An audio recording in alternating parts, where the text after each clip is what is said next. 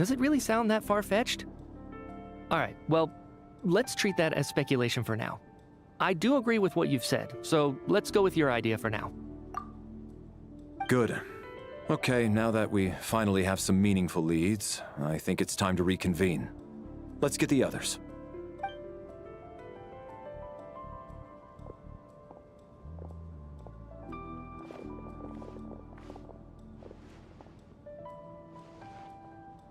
So, that's about everything we've discovered so far.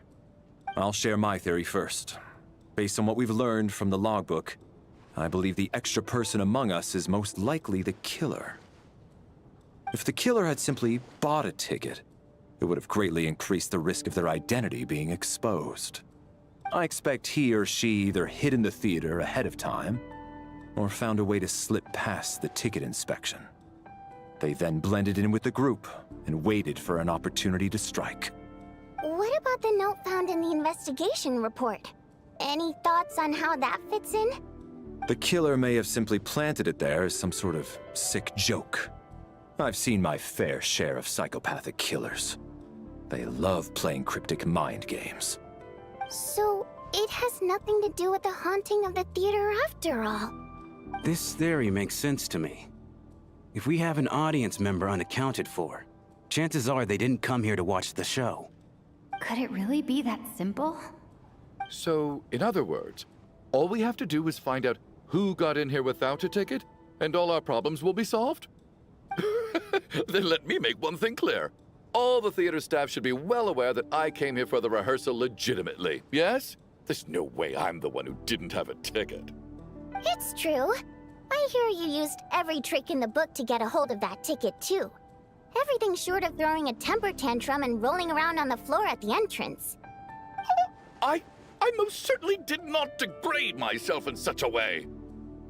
Probably a stupid question, but I might as well ask. Did anyone here get in without having their ticket checked? Hmm? Guess it was naive of me to expect them to just admit to it. Especially after the unprompted Lelic reveal. Once was already a miracle. Twice would be unfathomable.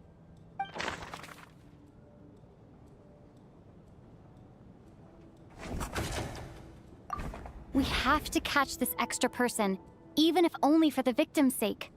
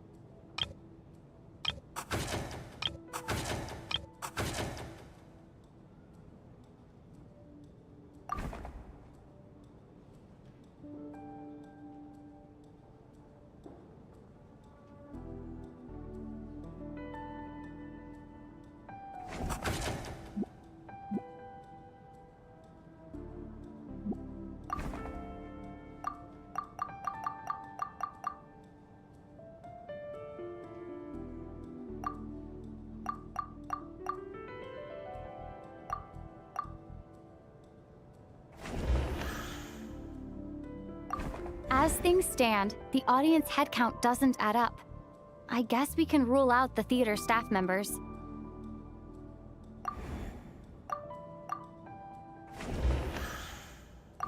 As things stand, the...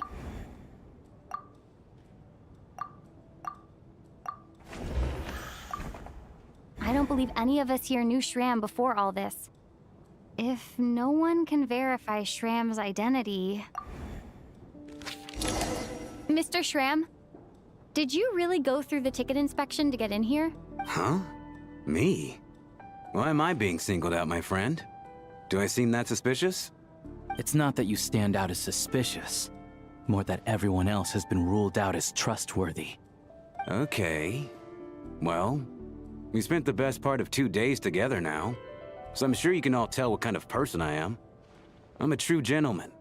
I never dream of doing something like sneaking to the theater without a ticket. Yeah, I have no doubt that you're a good person. But the problem is, none of us here actually know you, so no one can say for sure that you are who you claim to be. Although, actually, what was it you said last night? Yeah, you're friends with that water imp, which is why you understand our primary mode of expression. Last time I checked, there were barely any of us remaining in Snezhnaya, since most of the water imps left. Could you tell me a little bit more about your friend? There's a good chance I actually know her. And I suppose it's also kind of a way for everyone else to get to know you a little better.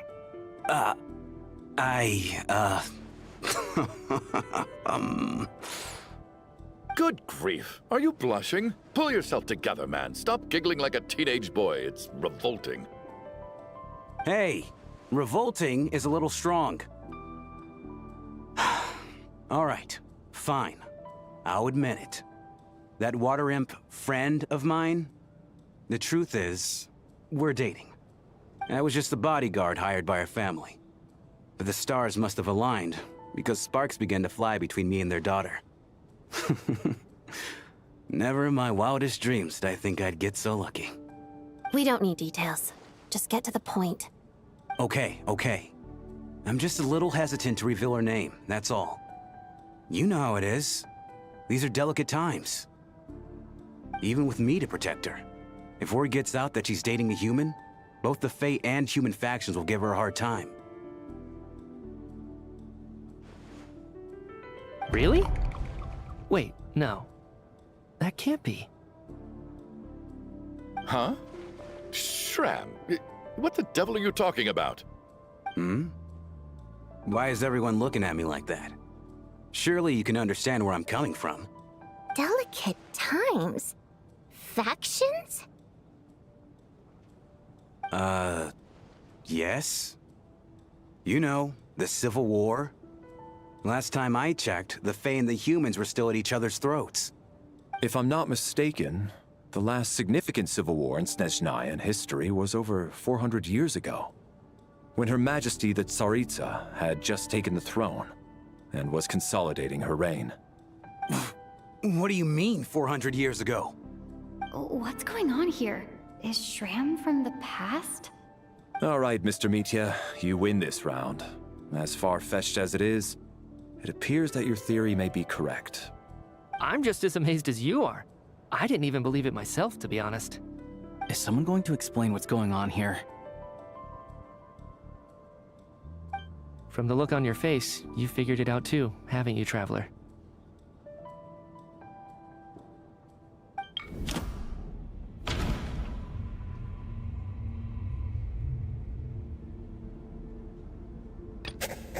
That seems to be the case. Shram's the extra person, but there's no way of learning his identity from this clue.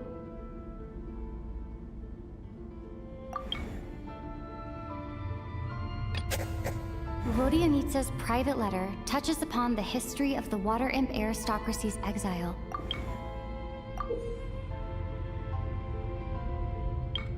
The theater's ley lines have been modified to block souls within its grounds from returning to them. Some souls can even wander this place forever. Mr. Shram's statement proves he's from hundreds of years ago, and according to the investigation report on the theater hauntings, Mr. Shram is very likely a lost soul wandering the theater.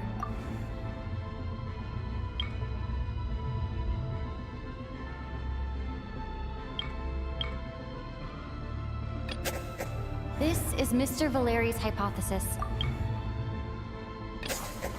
For some unknown reason, the soul that has been wandering the theater due to the leyline issues has joined our group and blended in. Yeah, that must be the immediate reason why the ticket count doesn't match the number of people present.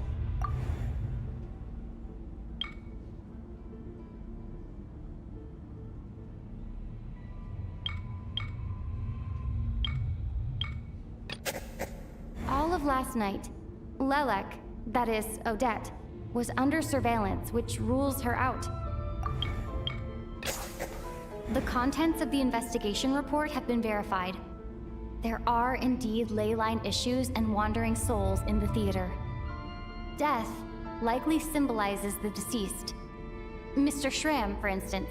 Death is near. Huh. That must mean that there's a dead person in our midst. That's the truth, isn't it? Yeah, the logic is clear now. The investigation report said that there would be souls stuck wandering around the theater because the ley lines were cut off. Mr. Shram must be one such soul who died in the theater a long time ago. In which case, that also makes him our extra person. So when the note said death is near, it must have been referring to death as in the deceased, people who died a long time ago. Someone who died a long time ago. In short, there's a dead person among us. The extra person we've been searching for is a ghost from the past. You mean I'm a ghost? No. Don't make jokes like that, my man. There must be some mistake. But even if I was dead, I know for a fact I didn't kill anyone these past 2 nights. Yeah, even if all that's true, the report also said the souls inside the theater can't affect reality, right? They're harmless. Then what if the problem isn't the souls at all, but the ley lines themselves? The ley lines have a powerful ability to attract and devour souls. Let's say that the ley lines are like a black hole, constantly seeking to engulf souls. But the souls that don't want to return are trying to avoid being sucked in. Huh. Why does this analogy sound so familiar? What happens when the black hole can't achieve its goal? I'm only speculating here, but what if it ended up swallowing innocent souls by mistake, or intentionally taking other souls to compensate? That could explain why we weren't able to determine a cause of death. If you're right, and their souls were devoured by the ley lines, it does make some sense. It does seem to explain a lot of the things we couldn't make sense of. Does that mean it's true? Except there's no concrete evidence. Mitya is relying on a lot of logical leaps. Still, it seems like the best explanation we have under the circumstances. All right, so how could Shram not know that he's dead? Seems a little unlikely that he hasn't noticed anything unusual even after several days interacting with us. On the contrary, it's perfectly normal for a soul to wander the theater for centuries without questioning their existence or reason for being there. It's simply what's natural for them.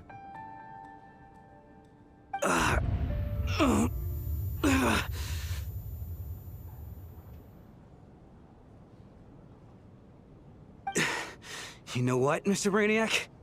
I think you might actually be right after all. I'm trying to remember and... even though my head feels like it's going to explode, I think...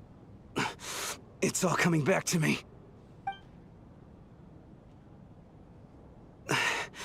I was the one who didn't want to remember my own death, so I forced myself to forget. Well, I'm sure those are painful memories. My lady and I snuck out to go on a date one day. We bought tickets for the theater. It wasn't really my thing, but I was just happy to be together.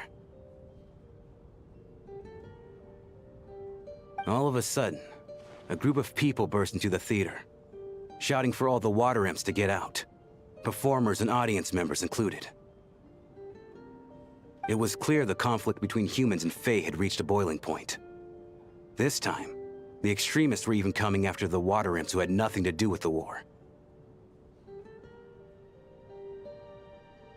I thought I could pull one over on them, so I took off my jacket, draped it over my lady, and tried to sneak out amid the chaos.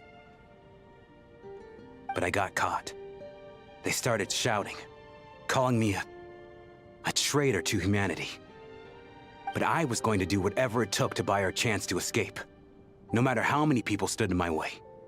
I had to, both as their bodyguard and out of love. It's all right, friend. You can stop there if you want. You don't need to dig all that up again. It's just... Even now, I'm still struggling to accept the truth. How could I be dead? I'm sorry, everyone. If I'd known I was a dead man walking, I wouldn't have dragged you down with me. If I'm the cause of all this death, then punish me however you see fit. But, Mr. Shrim... No. I refuse to be a burden. I know what I have to do.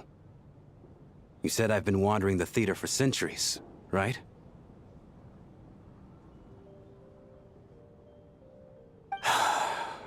I guess it's high time I got a breath of fresh air. Out there, I mean. I'll leave this place, and take all this death with me. Go out on my own terms. Mr. Shram, I'm sure we can figure out a different course of action. My good sir, we both know I'm not supposed to be here. I should have accepted my death long ago. One way or another, this has to end. Unless you're saying this goes against another one of your military principles somehow. No, I'm speaking on a personal level this time. Let it go, man. Oh, wait. One last thing. Miss Waterimp. My lover. Her name was Litia. Litia Ozarova. Do you know what happened to her? Ozarova. Oh, Auntie Ozarova. That's what we all called her. I remember her as a very kind elder. She had a bunch of kids, too. I'm so glad she survived. And she had lots of kids? Good. That's... good. I could hardly expect her to stay single just because of what happened to me, right? As long as she went on to be happy, that's all that matters. Besides, I'm dead. My soul's been wandering around here for so long because I was worried about her. But now, I can go without regret. There's no need to see me off, my friends. I've enjoyed our time together over these past few days. Perhaps we'll meet again in the next life.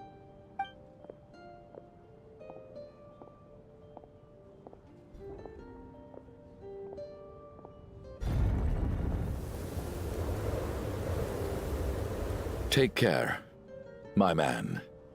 I knew Mr. Shrim was already dead, but... I still feel so sad. Death is cruel, no matter how we might try to make sense of it. So, was the conflict between Fae and humans really that bad back then? I was only little, so I don't remember much. It's terrible to think that so many innocent people had their lives turned upside down. Even the historical records about that time period don't say much about it.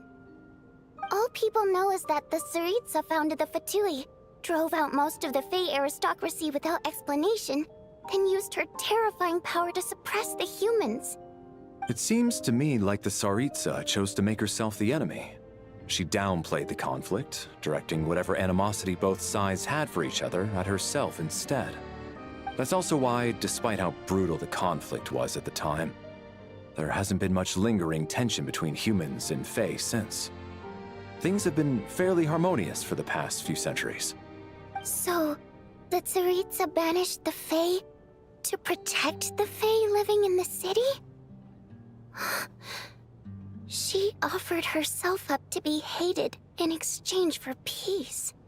Maybe it's not quite as bad as it sounds. I don't think Her Majesty is too concerned if mortals hate her or not. And besides, there are very few who truly do. All this time, I had no idea. All right. If Mitia's theory is correct, then I think we can consider this matter settled. Let's all take a break.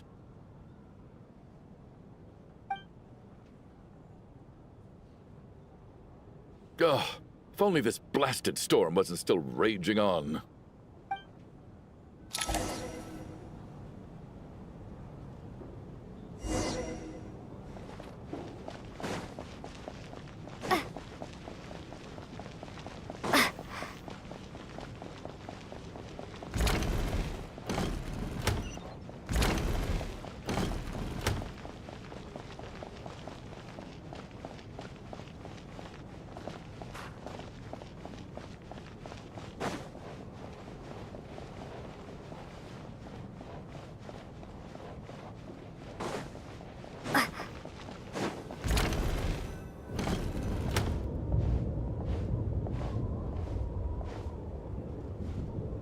Looks like now we can just rest until the snowstorm stops.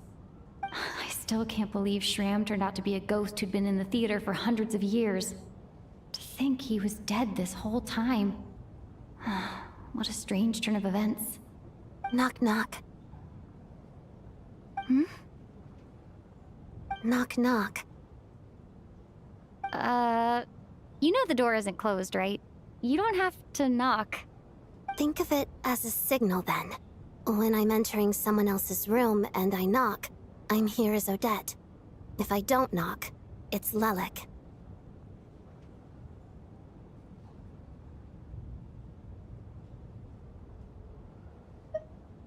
Thanks. So, why did you come to find me? Is there something I can help with? Vodyanitsa said you knew about my secret identity from the start. But when everyone was discussing who Lelik could be, you were worried that revealing what you knew would be unfair to me, so you kept it to yourself, right?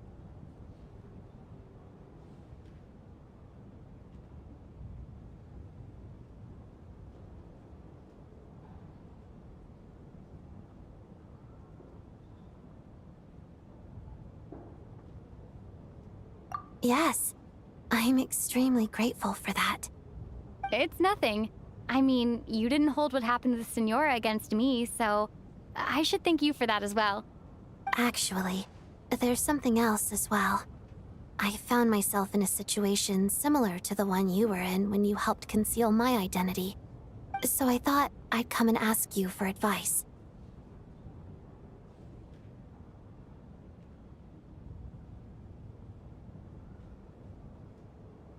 It's about Mitya.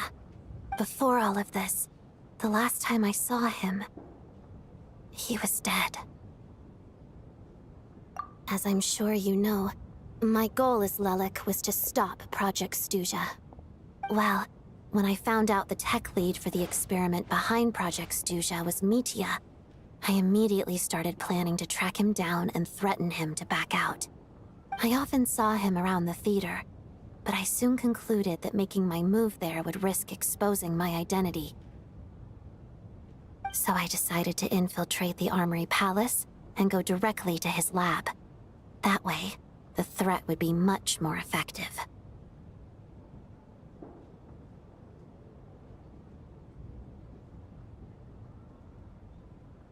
Well, I suppose there was a bit of luck involved. But I am a Fatus, so I already had some familiarity with the building's layout. But when I finally made it to his lab, Mitya seemed to be dead.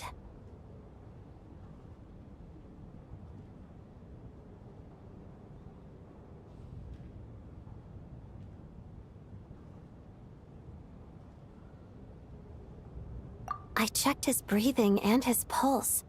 He had no vital signs whatsoever. I'm certain of that. I thought maybe another anti-Project Snezhnaya activist had beaten me to it, and chosen a much more brutal method. So I made myself scarce.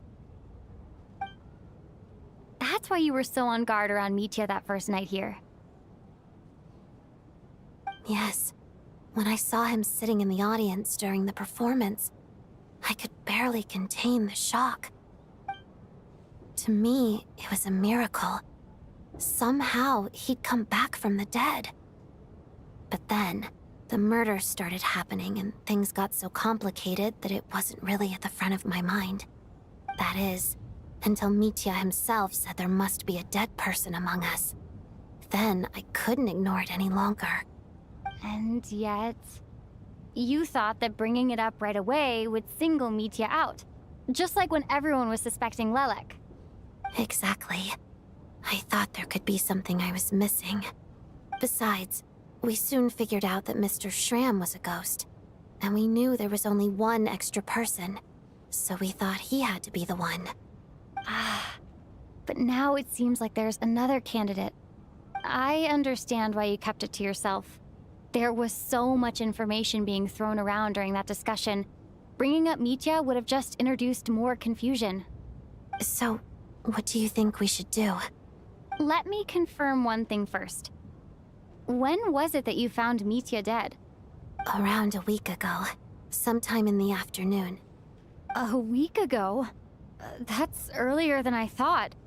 I saw him just a few days ago at a restaurant. That definitely would have been after you found him dead. He seemed completely normal to me, chatting with Vodyanitsa, trying to avoid Valeri. So he was definitely alive on that day. Huh. Well, all I can say is I know what I saw. Here's a thought. The reason we even suspected a dead person could be among us was because of the problem with the theater's ley lines. But Mitya's death happened inside the Armory Palace. The ley line issue affecting the theater shouldn't reach that far. You're right. I guess he doesn't fit the profile of the person we were searching for. I think the chances of it being him are very low. Surely he can't have died for real in the Armory Palace. Unless what? Unless he really did come back from the dead. You're right. Do you think we need to disclose this to the others? Huh, what's this? A private meet and greet? Where do I line up? That's not what's going on here. Well, I was just making the rounds. Thought I'd try to lighten the mood a bit. Vodyanitsa's handing out food if you're hungry.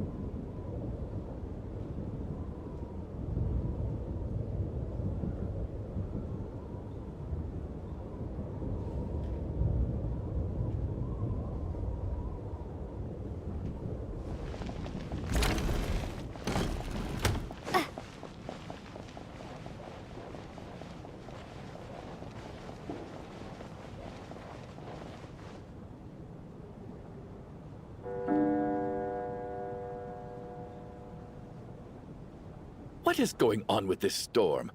Could it be connected to that monster that just arrived in Snezhnaya? I almost hope it is. Her Majesty the Tsaritsa left to vanquish that beast herself. We just need to wait for her triumphant return. Do you think people still feel the cold after they die? I'm wondering about Shram. Oh, maybe we should have given him a coat before he went out there. Death itself is cold, isn't it? I'm sure the storm will embrace him. Well, I hope he has a safe journey. I'm going to miss him, I think. It's not like we can blame him for Rampana and Kulish's deaths. Thinking back on it, we barely made it out alive ourselves. Once we get out of here, how are we going to explain what happened to their families?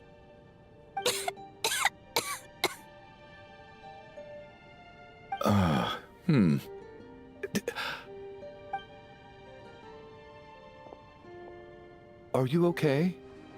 Here, take this. I've never used it.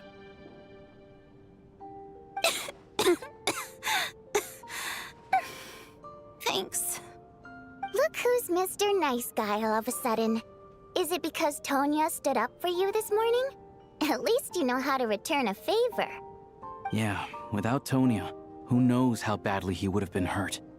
I told you already, I never intended to resort to violence. Duh, bunch of rascals. Little girl? I was rather surprised when you spoke up for me this morning. I didn't think I had many admirers here, so, thank you. Oh, no need to thank me. I said some bad stuff about you too. I've been, too embarrassed to admit it, but, you remind me a lot of my daughter. So kind to everyone, but never lets her old man off the hook. Unless my wife and I are having a fight, then she's always on my side. Especially when she was little. Every time I took her out...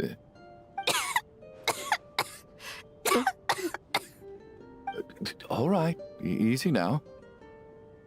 How long have you had that cough, Tonya? I don't know.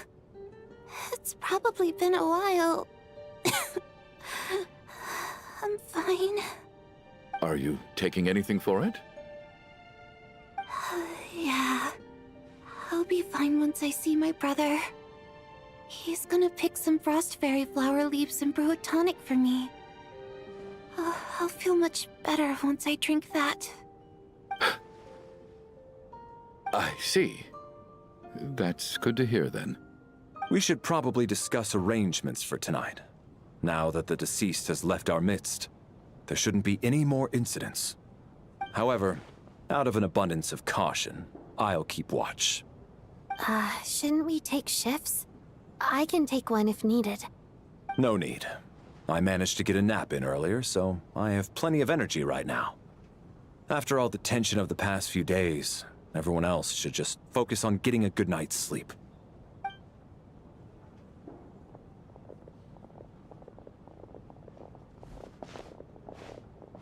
What a long day. This whole situation turned out to be way more complicated than I expected.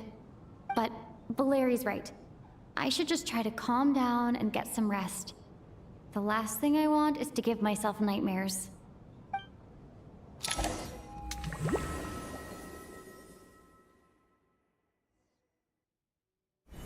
She's awake. She's awake! Get over here, you big lug, and take a look! If you must call me something, call me Mr. Door. The Black Mist is coming. You need to go. Are you all right? Can you walk?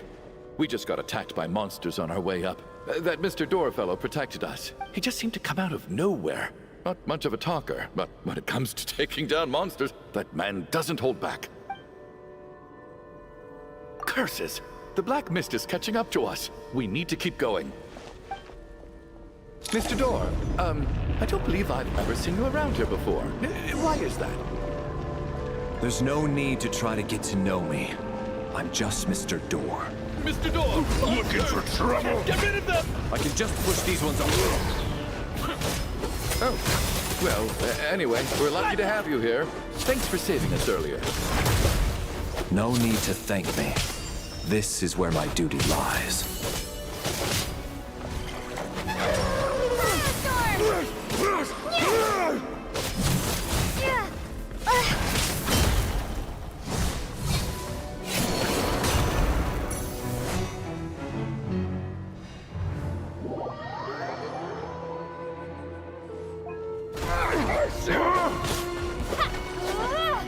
Looking for trouble?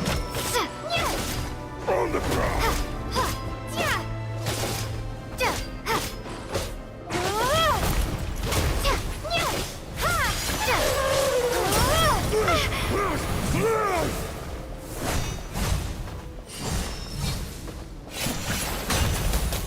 What?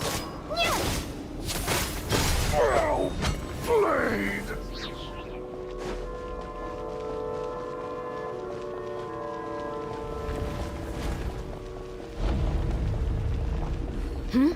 So we're doing this the hard way. My fist.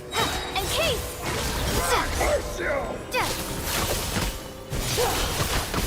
Fighting frost! Oh, remarkable work, Mr. Door. If I had your muscles, I'd do the same.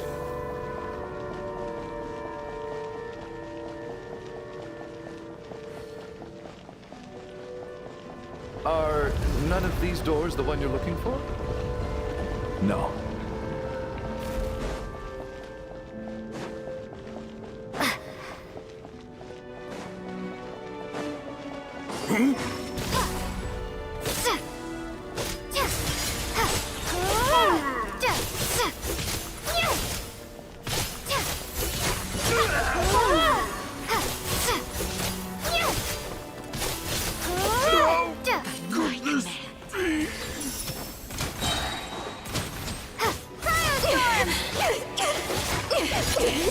Impossible.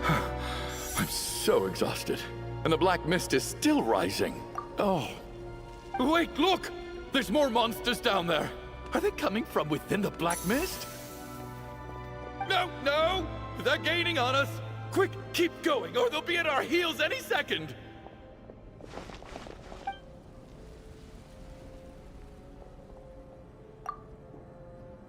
Mr. Door, what are you doing? We need to get out of here. They're coming!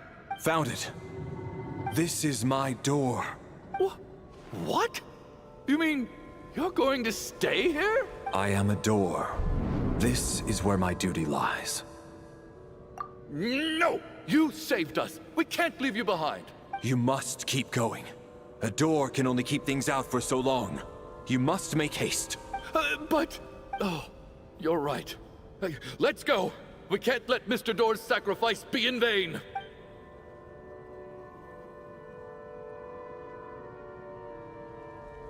The black mist isn't moving anymore. Looks like both the monsters and Mr. Door are gone. I didn't just imagine all that, did I?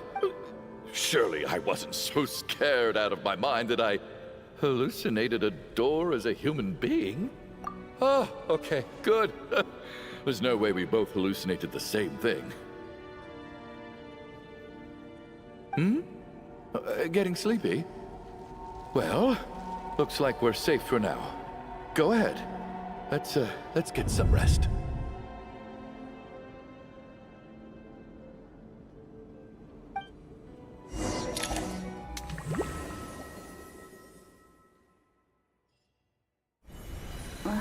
What time is it? Is it morning? I think I had a nightmare.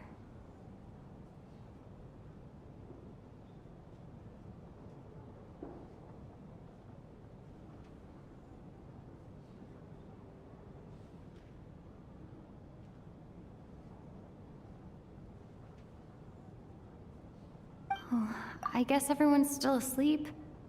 These past 2 days have been exhausting. Valeri's keeping watch though, so he's probably the only one awake. Valeri?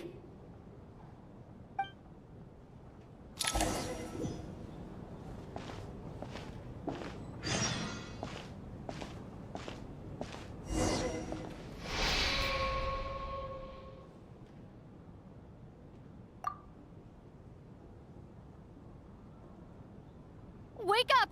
Everyone needs to wake up!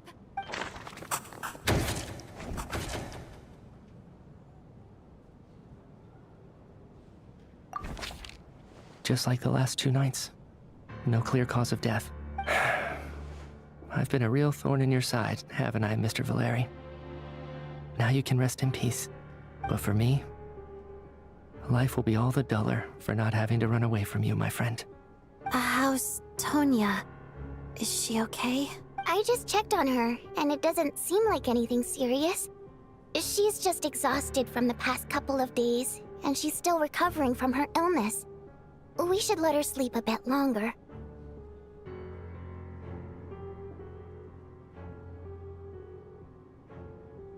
That means Valeri was the only one who died last night.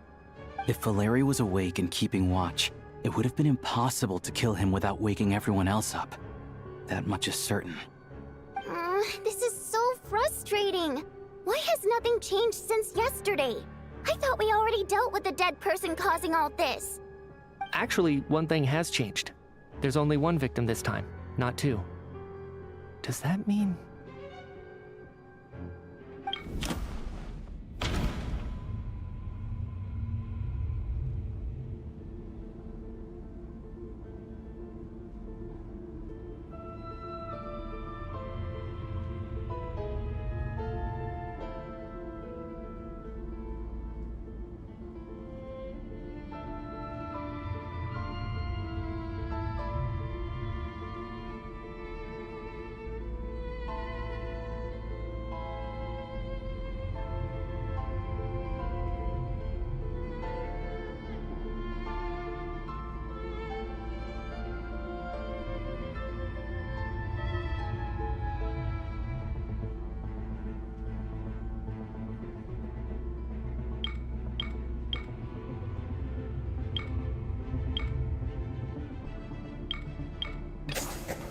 after the deceased Shram left, there was one less victim last night.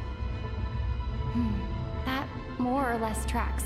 It's a reasonable conclusion, considering the only variable that changed. Oh, the number of people who die each night is equivalent to the number of dead among us. That's your theory, right? Exactly.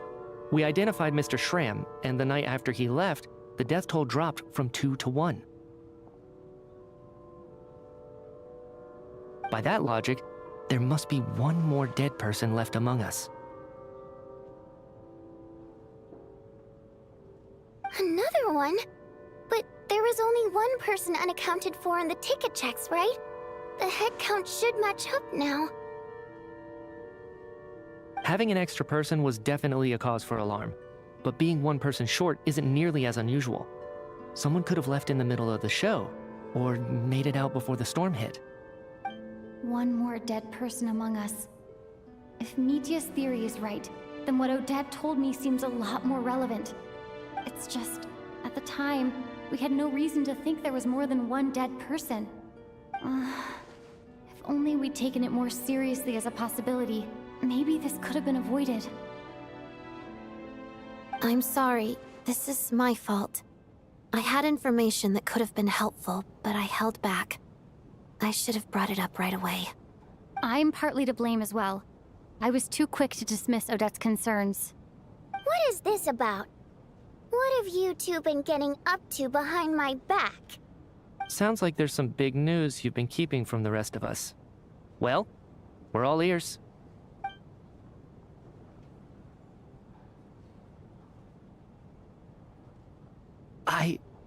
I'm the dead person? Wow, that's certainly news to me.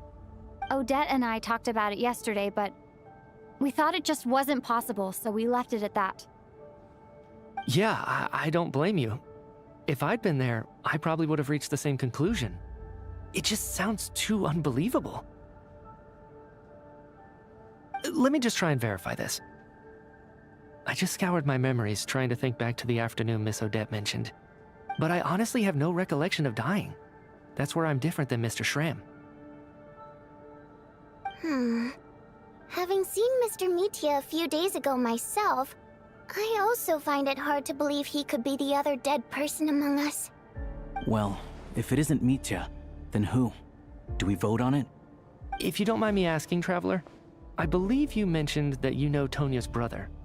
Had you ever met her before all this? No, never. Wait, are you saying... Now, just 1 minute. I know where this is going. You can't just randomly point a finger at anyone you want. You're in the hot seat, and all of a sudden you want to divert our suspicions onto somebody else? Trying to pick a fight, Mr. Chuganov? Whenever you open your mouth, all you do is attack people, and I've had enough of it. If you don't want to engage in a civil discussion, you can shut up. You little brat! Did Mitya ask about Tonya because he suspects her? I suppose I only identified her by age and nothing else. Could that mean... I'm just saying. You're going around casting suspicion on people for no reason. How could Tonya be dead? I can vouch for her, if nothing else. I've seen her before. She's the sister of that Harbinger, isn't she? The one called Child. Oh, really? You're telling the truth? Since being here, I don't think I ever mentioned she was Child's sister specifically. Does Chuganov actually know her? If Chuganov can vouch for her, then it can't be Tonya either. In which case, it seems unlikely that there's another dead person among us at all. Miss Odette, could you go over that afternoon with me one more time, when you found me dead? No problem.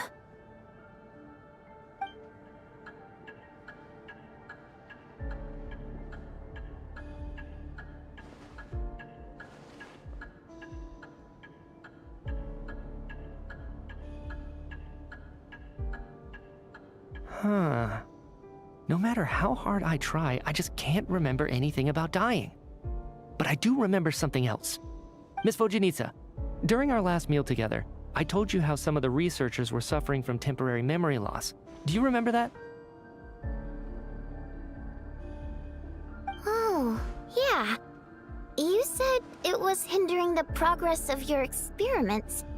You thought they were just under too much stress or something. Right.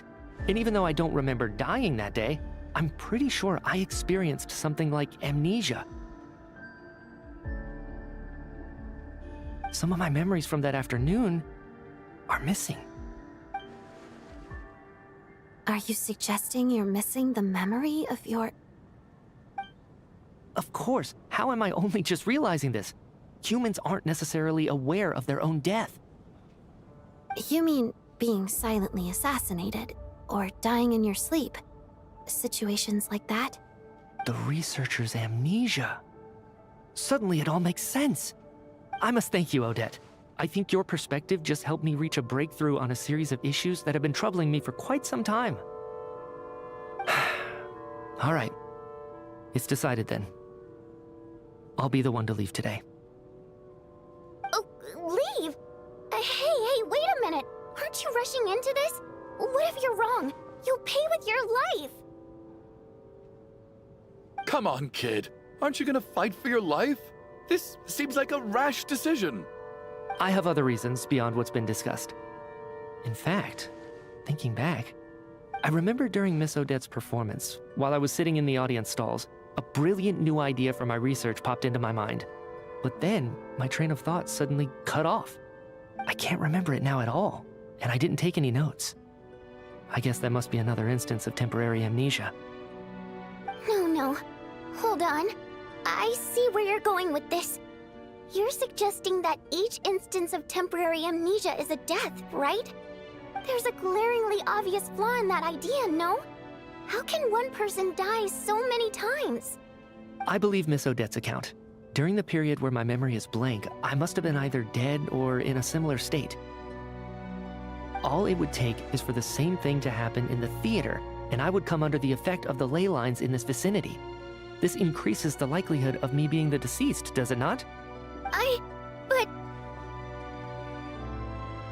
There's no evidence to suggest that anyone other than me is a candidate for the deceased. So allow me, as a scientist, to treat this as an experiment. Please relax, everyone. I don't think things are as bad as they may seem. If I really am the deceased, then to leave the theater will be a relief for me. If, on the other hand, I'm still alive right now, well, apparently you've all witnessed my resurrection recently anyway. Who's to say I won't return from the dead again this time? Mitya's right. This is the only thing we can try right now. I think he's deliberately downplaying the gravity of the situation, though. He probably doesn't want to burden everyone. What is a scientist if not someone who gambles on experiment after experiment in an attempt to obtain the truth?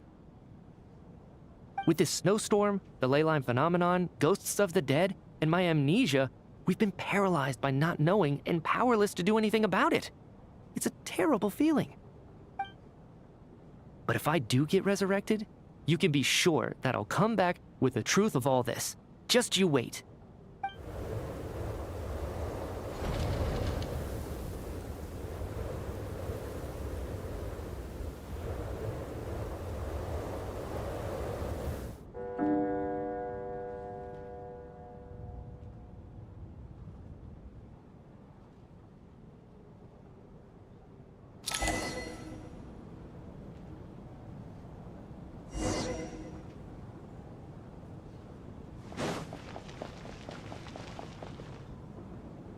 Poor Mr. Mitya. I didn't even get to see him one last time. Maybe it's a good thing that you weren't there to see it. It was a hard thing to watch. I hate goodbyes. Why does it feel like everyone around me is slowly disappearing? Not just in here, I mean. In the outside world, too. Maybe it's the realization that, at the end of life, everyone has to face it alone. Come to think of it, the main reason we're still alive right now is pure luck. Each morning here, for every one of us, there's the chance that we might not wake up. You could take it a step further and say that the same is true outside, too. Who can never be 100% sure when they drift off to sleep that they'll open their eyes again in the morning? If I make it out of here, I'm going to cherish every moment that I'm awake and live without any regrets. Without regrets? I feel like a strange sense of anxiety has been quietly growing inside me over the last 2 days.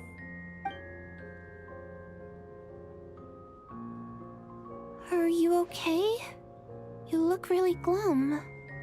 If something's bugging you, let's talk about it. There's only a few of us left here now. After everything we've been through, what's the point in keeping things bottled up? I have a travel companion named Paimon. Alosha and Odette have met her before. She's been feeling unwell recently. You're worried about her, aren't you? That makes sense. We've been trapped in here for days. To be honest, I used to feel like I was just a spectator in this world, watching everything that happens from the sidelines. Maybe it's because I'm a descender? A descender? But with Paimon by my side, over time, I slowly felt my connection to this world growing stronger. She loves eating, sleeping, and having fun, but she's also a great guide. It's her authenticity that makes this whole world feel more real for me. Over the last few days that we've been apart, I've often caught myself wondering, what would Paimon say if she were here right now?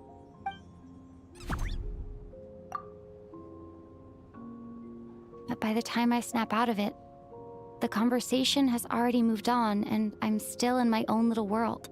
I'm trying to overcome this sense of detachment, but I really miss Paimon.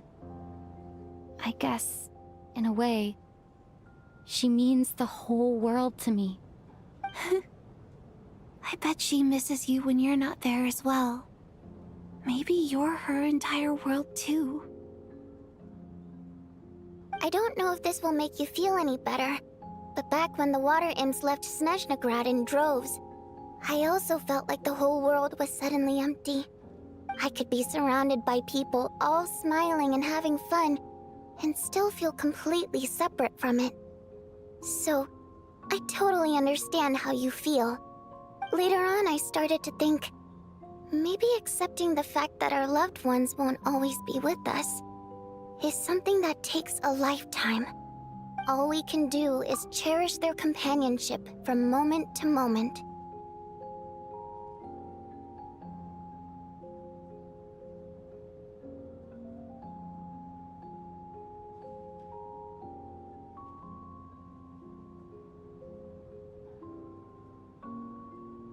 So, once we get out of here, you better hurry back to our side as fast as you can.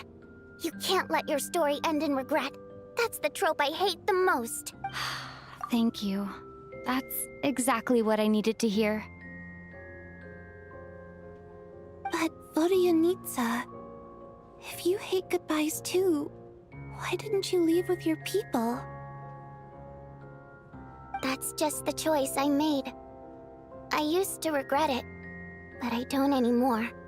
Like I said before, singing is a water imp's primary mode of expression. It's how we convey our emotions.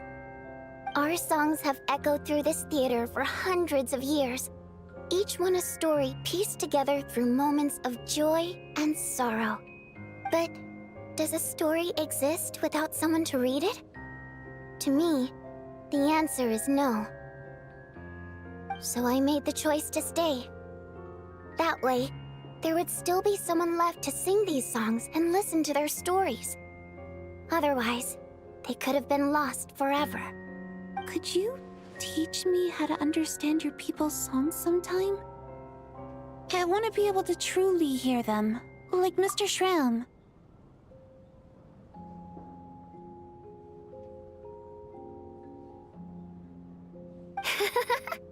A fan after my own heart.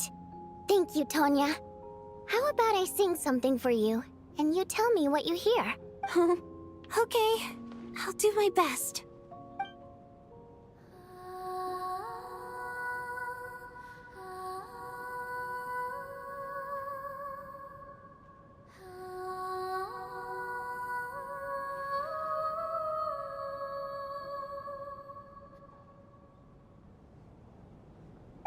never heard that one before.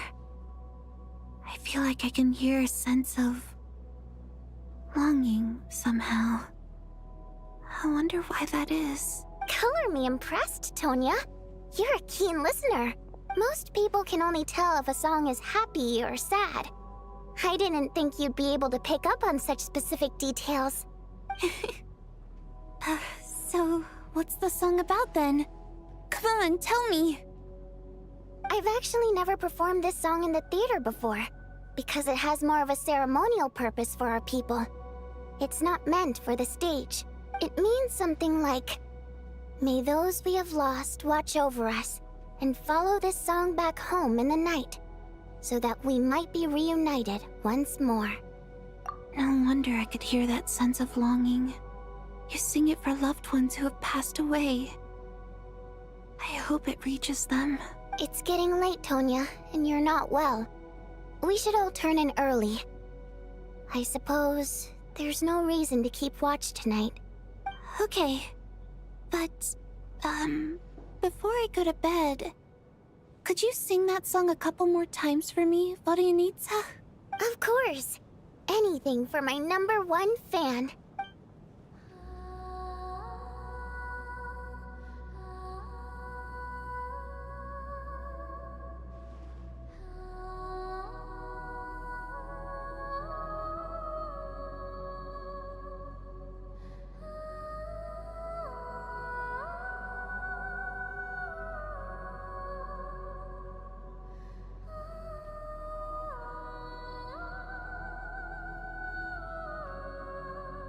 Once I get out of here, I definitely don't plan on ever coming back.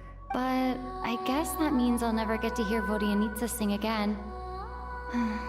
That's a sad thought. Before I fall asleep, I should cherish this moment of companionship while it lasts.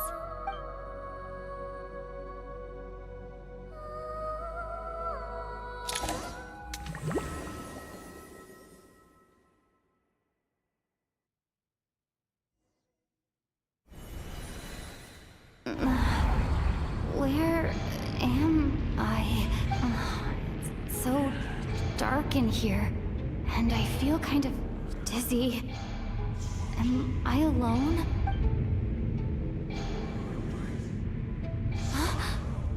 What was that noise?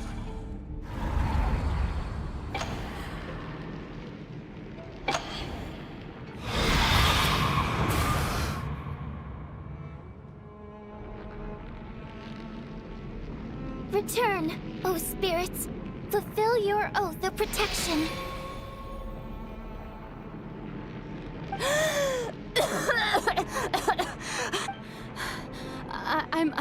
I'm alive?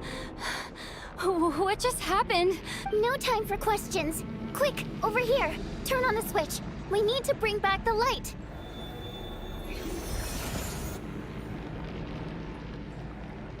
All right, we're safe. The spirit just now is called Night Prayer. The light subdues her, but she'll attack without a second thought in the dark. Sort of. I know it's hard, but you can't let this place go dark, or she'll kill you again. Yep. Luckily, I was here to resurrect you. Otherwise, that'd have been a real bummer. A bit more than a bummer, I'd say. Wait, so you have the ability to resurrect people? Sure I do. I'm your guardian spirit after all. I specialize in soul recall. Oh, it's nice to meet you, by the way. Thanks. It's nice to meet you too.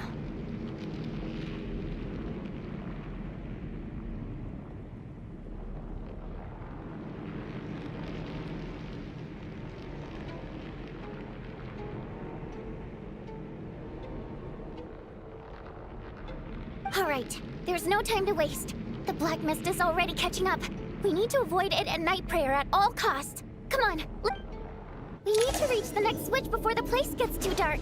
If we bring the light back, Night Prayer won't be able to get to us. Sweet, sweet light! It's back! Now that's a sight for Shh! It's Night Prayer. We need to move quick, but don't let her notice you. Look out!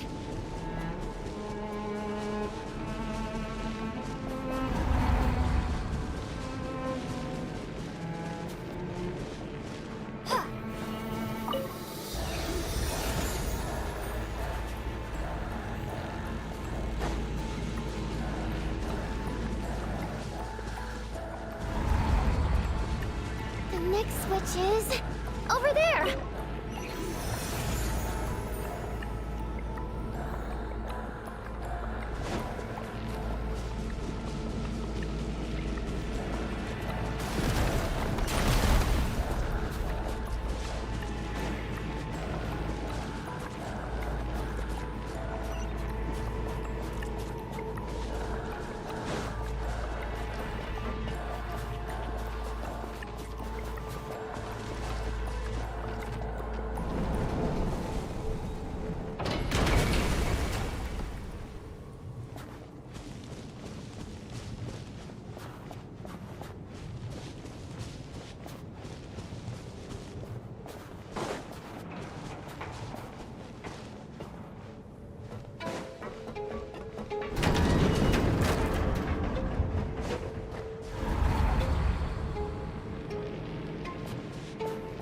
No, Nightbringer is here too.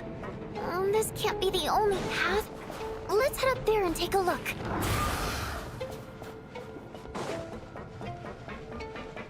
This is not the end. I won't let you die like this.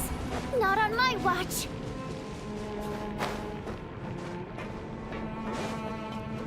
The switch is just up ahead. Hurry!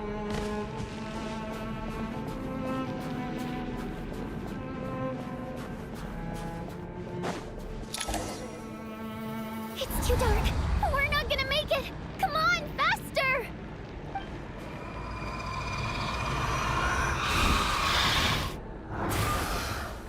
Traveler! I won't let you die like this. Not on my watch.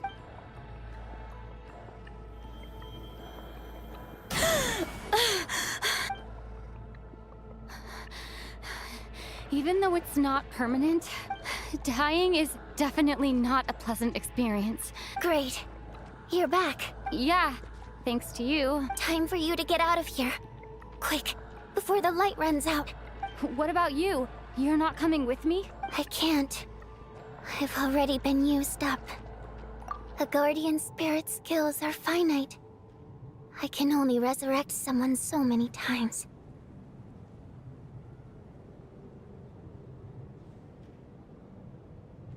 I might not look any different, but my essence has been exhausted. Now, I will slowly start to fade away. I can go no further. The black mist is where I belong. It's okay. Why didn't you tell me sooner? Because it wouldn't have changed anything. That knowledge would have just burdened you. And a guardian spirit's role is to protect. But... Go. Now, before it's too late. I already hear Nightbringer approaching.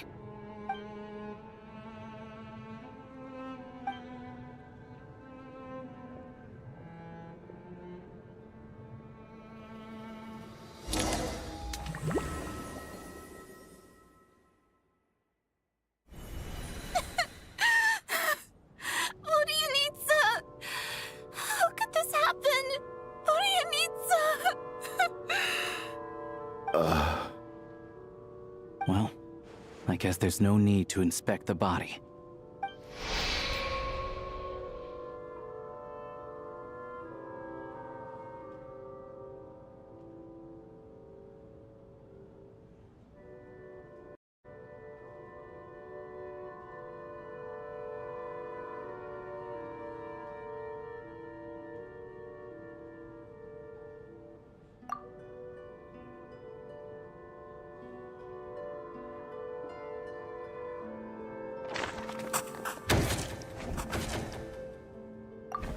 Wasn't supposed to happen. You lied to us, didn't you, Chuganov? You've been lying from the start. Take a long, hard look at yourself before you go around accusing other people. I suspected you on day one, Lelik, and now look where we are. By some strange coincidence, you've never been targeted. You just happen to have survived this long? No, you should be the prime suspect. And you, little hunter, ever so content with staying on the sidelines. Yet, you were the one who stopped us from leaving from the start! Why are you trying to keep us here? Now you're just lashing out indiscriminately. That's either a sign of anxiety or a guilty conscience. Where was all this passion and bravado before? Decided to fight until the bitter end, is that it? Is that a threat? Fine, bring it on! You think I'm afraid to die after all this? You want to kill me? Go ahead! I'd like to see you try. After all the trauma of the past few days, everyone's been pushed to the breaking point. Valeri and Nietzsche aren't here anymore. Someone else needs to step up and take charge. But first, I need to think this through. Considering everyone left, who's the most likely candidate for the deceased?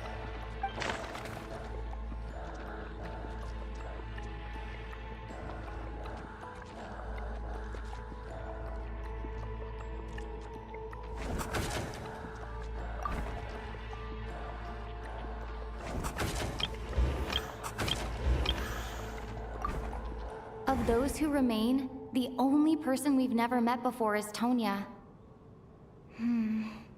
There is room to doubt her true identity. People are easily misled by first impressions.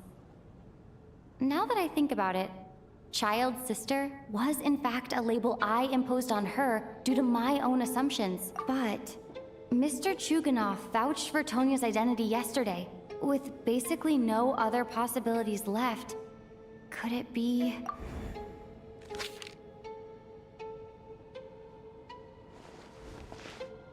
Tonya, how's Tusser been lately?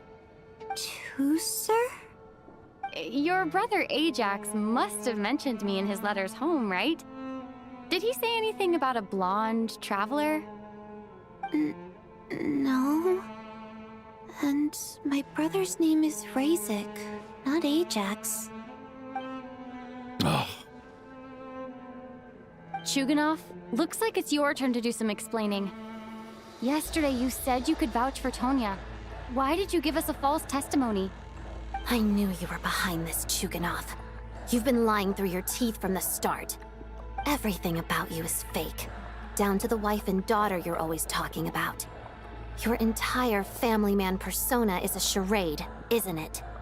That night, when I infiltrated your place as Lelik, I noticed you were home alone. Didn't think much of it at the time, just thought everyone else was out. But thinking back on it now, that doesn't seem very likely. My guess is, you live alone, don't you? Even that was a lie? But why would he lie about having a family?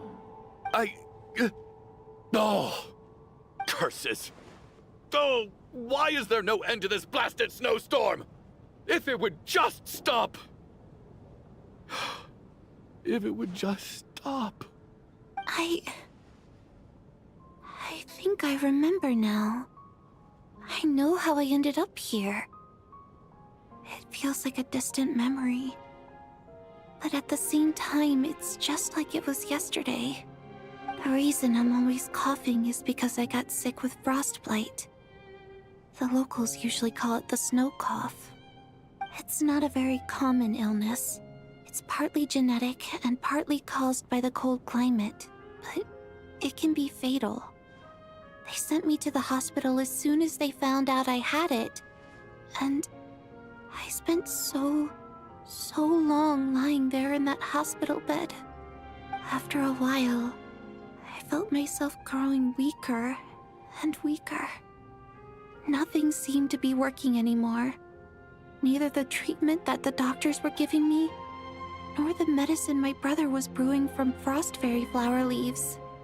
So one day, I told my brother that I wanted him to take me outside for once, so things could be like they used to, just for one day. I wanted to meet loads of friends, experience new things. He agreed. He snuck me out of the hospital, and we escaped. We got to the theater, bought tickets, and went inside. Oh, it was all so exciting. I remember the show very clearly. It was amazing. But I found myself getting sleepier and sleepier. Oh, Tonya. When I woke up, I couldn't find my brother anywhere, so I guessed he'd already left. But there's no way he'd leave me behind. So I decided to stay here and wait for him.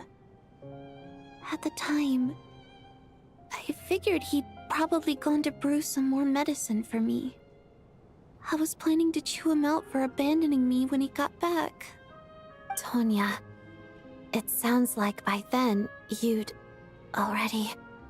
Yeah, I know. I understand now. Dead, aren't I? This cough and the feeling weak, it's probably just my body's memory. After all of that, it turns out I can't blame my brother after all. I was the one who abandoned him. I'm sorry, everyone. I realized this much too late. It seems like death skewed my perception. And now I've dragged you all into this mess. Your name probably isn't even Tonya, is it? Didn't that ever strike you as odd over the last few days? Well, when I was little, my brother and I read a storybook, and Tonya is the name of one of the characters. When we escaped from the hospital, our family and the hospital security were looking everywhere for us. So when you first approached me and said my brother had sent you, and called me Tonya, I thought he must have chosen a fake name that only the two of us would know. Because he was afraid of getting caught. Now, it seems like that was just wishful thinking. At least your memory of death isn't painful. That is a small comfort. Now it's your turn, Chuganov. Talk to us. I believe no lie is ever told without a reason.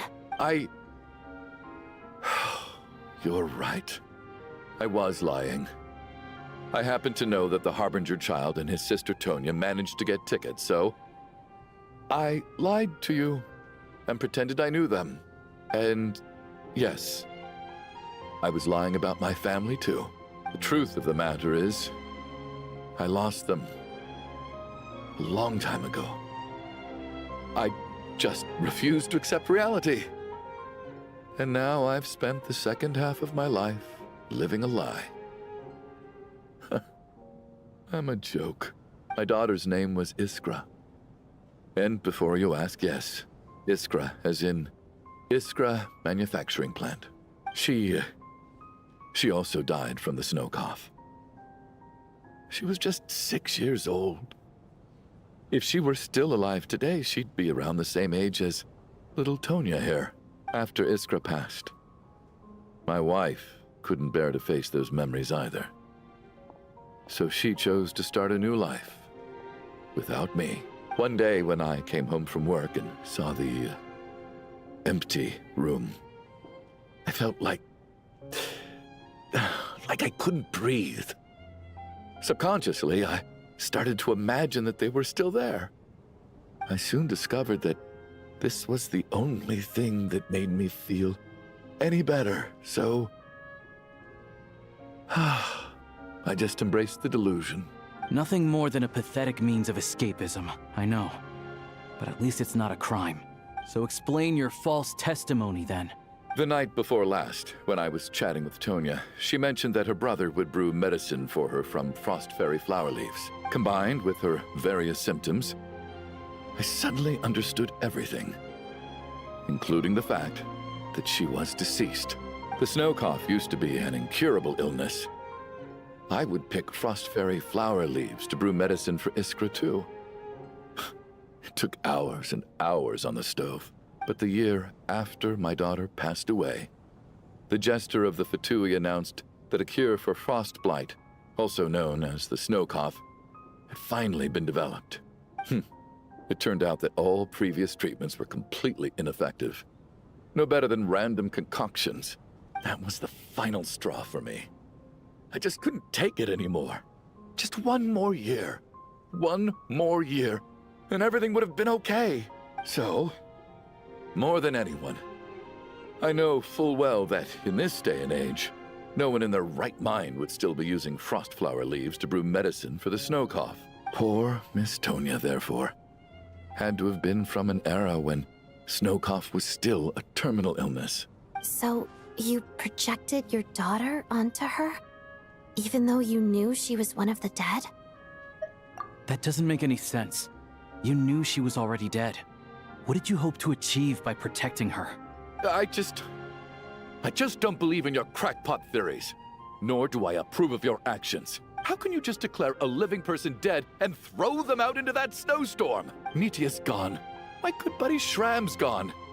And now it's Tonia's turn, isn't it? The others I can make my peace with. But little Miss Tonia, here she is, standing right in front of us, alive and breathing, and fighting her own battles. Yet you're quite happy to say she's dead? I just want her to live.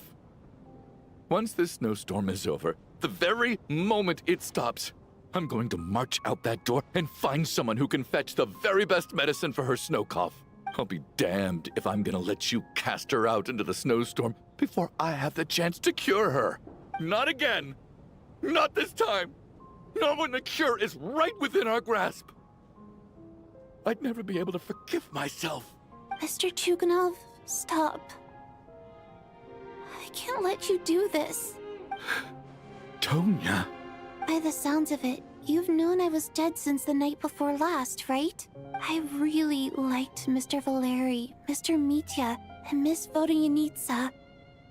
And now they're all dead because of me. I'm not happy about that. The reality is, you've been trying to fight your own demons through me. But all you've really done is trap me inside your delusion along with you. No. Listen to me. I want to save you. I do.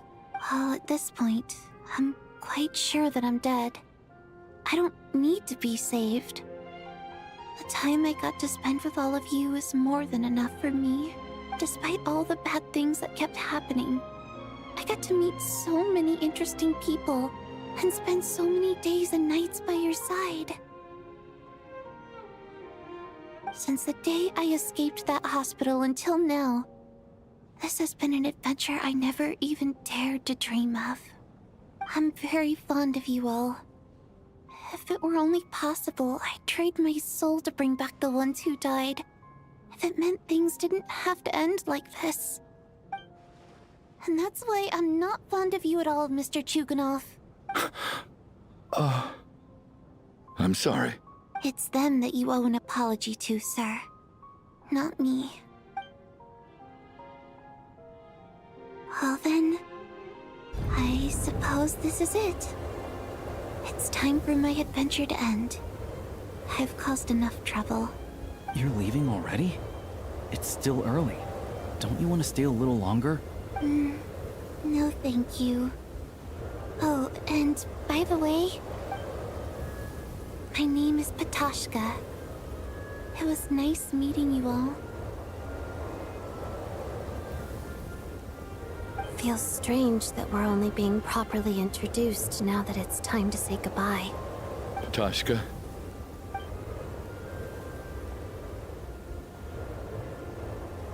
What are you doing, Chuganov? Are you crazy? Let me leave. I can't keep lying to myself anymore. In your dreams. Don't think you're getting off that easy when you had a hand in the deaths of so many people. The Fatui have honed quite an array of enhanced interrogation techniques since they were founded. Once we're out of here, Lelik will personally give you a taste of every last one.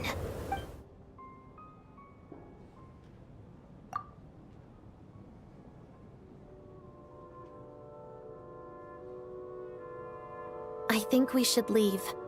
I doubt this snowstorm is ever going to stop. For all we know, this storm might have destroyed all of Snezhnaya by now. Maybe even the whole world. Wait, we finally solved the mystery of the haunted theater today. Maybe let's at least try to enjoy tonight? Fair enough. I don't particularly feel like dying in Chuganov's company anyway. And yet you won't let me die first. Hey, Chuganov, on a serious note, if we do make it out of here, you should close down that factory of yours. A lot of people are freezing thanks to you. Is this really the time to be discussing my factory? All right, fine. I'll shut it down.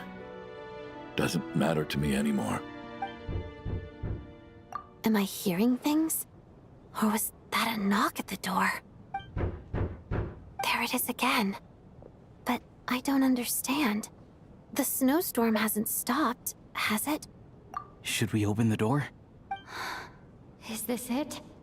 Is this nightmare finally over? If the last few days are anything to go by, I probably shouldn't be getting my hopes up. Whatever lies beyond that door at this moment, it could be something even more terrifying than everything we've been through so far.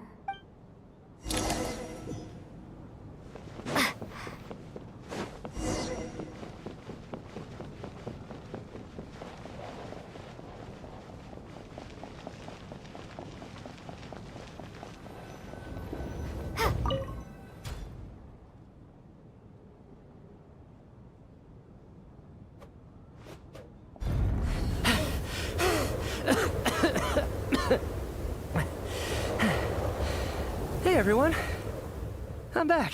How are you doing? Feeling any better? Much better, thanks. Whew, it is so good to have you guys here. I was a little worried that the theater would be empty by the time I got back. Let me see. Tonya and Vodyanitsa are missing, which means Vodyanitsa died last night. And then you discovered that Tonya was the other dead person. Am I right? Not Tonya. Pitashka. First, tell us how you made it back here. Given the conditions outside, no one should be able to return alive. You're right.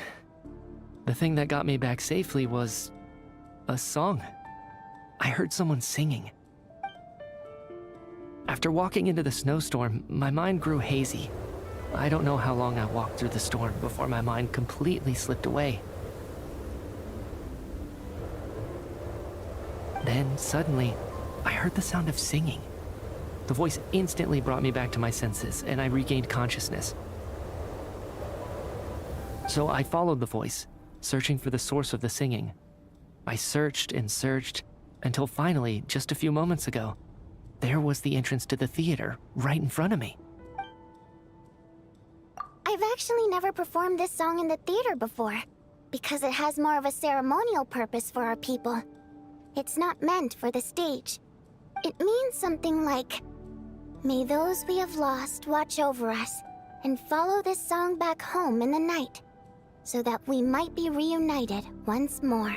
That must have been Vodyanitsa's Requiem. Who knew it actually worked? That song is meant to guide the souls of the dead. Mitya, that must mean that you... Huh. No kidding. Seemed like I guessed right then. This is what I've been so desperate to tell you about. When I first stepped out of the theater, I was still quite lucid. My memory of it is still pretty intact. I remember the outside world being completely different than what I'd expected. It was like this was a world where only the snowstorm existed. There wasn't a trace of any humans or buildings ever having been there. I don't know how else to describe it, except to say that it just didn't seem like the real world.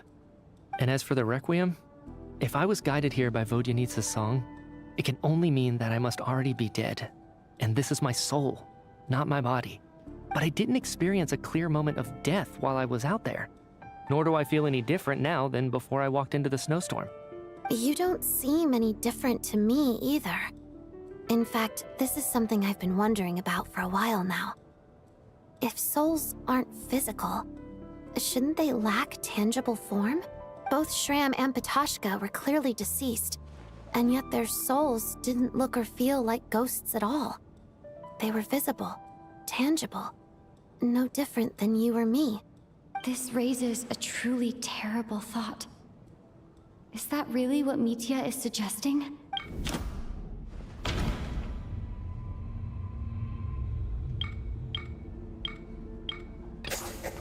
Mitya's soul was summoned back by the Requiem, confirming that he is indeed already dead.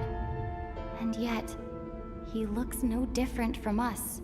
Of course, if even the long deceased like Mr. Shram can blend in with us undetected, then maybe we've all been dead from the very start. And all of us are now souls wandering the theater.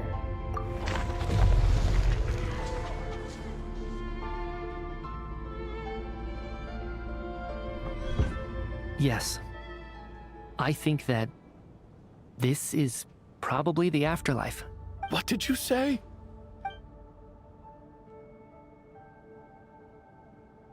You heard me. We died in the theater. All of us did. But due to an obstruction in the theater's ley lines, our souls are trapped here, while an endless, infinite snowstorm rages outside. It's ironic, really. All that time, we were working so hard to figure out who the deceased among us were, when the truth was, we were all deceased. The only difference being some of us died more recently than others. Do you remember that note, "Death is near"? Seems like we misunderstood what it meant after all. Death was nearer than we wanted to think all along. The note simply meant that all of us were already dead. So all our attempts to survive, our search for the deceased, it was all for nothing? Hard to say. At the very least, we helped 2 lost souls find clarity and go to where they belong. The presence of those 2 is probably what caused our souls to be drawn in by the ley lines. In which case, the deaths we've awoken to over the past few days were just souls returning to the ley lines for good. If what you're saying is true, doesn't that make us the lost souls now? Huh, no wonder. This afternoon, when I was moving Vodyanitsa's body, I noticed that the other bodies in the room hadn't decayed one bit after all these days. That's further proof that those aren't physical bodies at all, but merely our shells here in the afterlife. Am I really dead? This doesn't feel real to me at all. No, that's impossible. This cannot be how it all ends. I still find it hard to believe that all of us are dead. How exactly did we die in the real world? None of us have any memories of dying, right? Not even knowing how we died is preposterous. Good grief! Surely there has to be some reason. Exactly. It's hard to rest in peace when you don't even know how you died. It gave me lots to think about as I strode out into the snowstorm. I racked my brains trying to remember the cause of my death, the exact moment I died, the root of all of this, right up until my consciousness faded. Wait. Hold on. Right before I lost consciousness, I think I saw something. I can't remember. And I think I lost my notebook and pen. Mitya, your hand. Is that blood on your fingers? Huh? You're right. There's blood on the fingertips of my right hand. Looks like it's already dried. When did that happen? What the? I guess this was what I saw. I must have desperately drawn it in my own blood right before losing consciousness. What's wrong? Do you recognize the symbol? It's Renova, the ruler of death. Alosha, do you still remember that Snezhnayan folktale you told me about? It was about the Grim Reaper. When someone's about to die, he appears as an incarnation of someone familiar to guide their soul into the afterlife. And as soon as you recognize his face, your life is over. I heard a similar tale when I was little. You think the Grim Reaper in this story refers to the ruler of death you mentioned? That's right. In which case, death is near could also mean that the Grim Reaper is here, disguised in a familiar form. Death, the deceased, and the Grim Reaper? So it's a triple entendre. When I first saw this note, I thought it contradicted the investigation report. But now it seems like that was the whole intention. So the Grim Reaper deliberately misled us. Then, we started suspecting each other and searched for the deceased while they hid in plain sight. By that logic, the one person most likely to be the Grim Reaper incarnate is...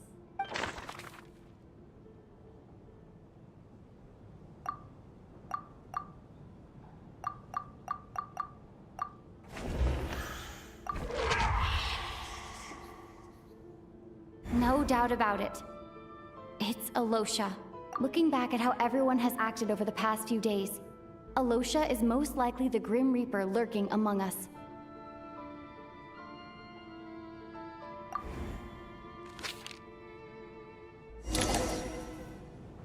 Is it you, Alosha? You were the first to discover the investigation report, and you had plenty of time to slip the note inside to mislead us. So? Surely you can't suspect me based on that alone. What if someone else found the investigation report first, slipped the note inside, and then put it back without telling anyone? There's no denying it. The note could easily have been slipped in much earlier than it was discovered. That's not all.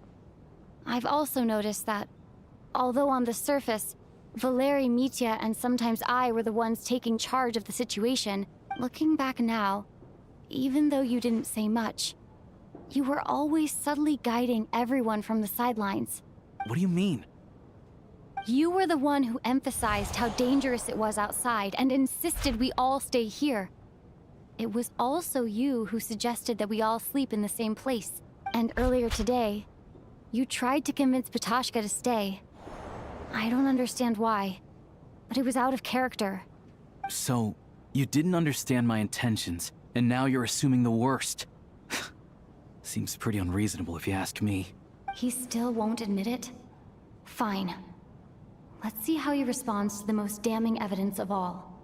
The biggest question I have right now is, if the Grim Reaper is impersonating Alosha, then where's the real Alosha? When did they switch?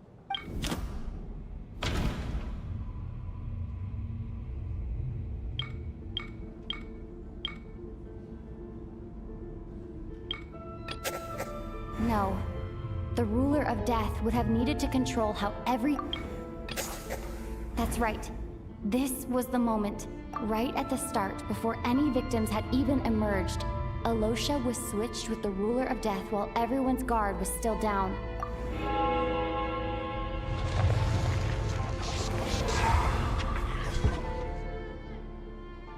When all this began, right after the performance ended and the snowstorm began to pick up, no one suspected anything unusual. We just assumed we were snowed in. It wasn't until we discovered the bodies the morning after that we realized something out of the ordinary was going on.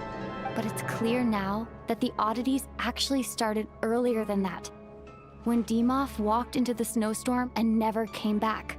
Right. So Mr. Dimov was the first victim, not Sobolova and Torgov. And if we pinpoint that moment as the beginning of this incident, then one thing becomes clear. Alosha, you are the only person who walked into the snowstorm and came back without the help of Vojanitsa's Requiem. More precisely, Alosha never came back at all. The one who came back was the Grim Reaper. Not bad. Well, since you've backed me into a corner, I suppose there's no point in keeping up the act anymore. Alosha? You're the Grim Reaper? I am no such tired cliché. Mortals should address me as the ruler of death. Before being wiped out for good, you identified the two deceased, and even sensed my presence. A commendable achievement. Far beyond what I expected. I heard you can ferry souls. Those deaths each night. Were they your doing? Your initial conclusion was correct. Due to the existence of the two deceased, the ley lines yearned to reclaim those long-lost souls. Every night they devoured an equal number of souls to fill the void. This required no intervention from me. Though, of course, ferrying souls is indeed my authority. Here, take a look.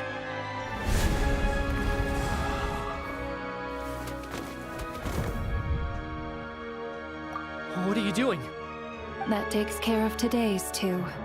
Don't get so worked up. You are already dead, and your souls must return to the ley lines. I know we're already dead. You murdered us, didn't you? Murdered? No. Murder is when mortals usurp my authority. Death is my jurisdiction. If I require someone to die, I need not resort to such laborious methods as murder. You simply met the criteria to trigger my curse of death. I know about the curse of immortality. So there's another death-related curse too? You cursed us? When? And why would you do such a thing? So often, humans pray to me, begging to know when their death will come, and what form it will take. But few people ask why. If you must have an answer, know that death comes simply because one's time has come. So you're not gonna tell us the truth? Hold your tongue. By all rights, you shouldn't even be allowed to speak with me. Those angels from the past are to blame for the reckless renovation of the ley lines here.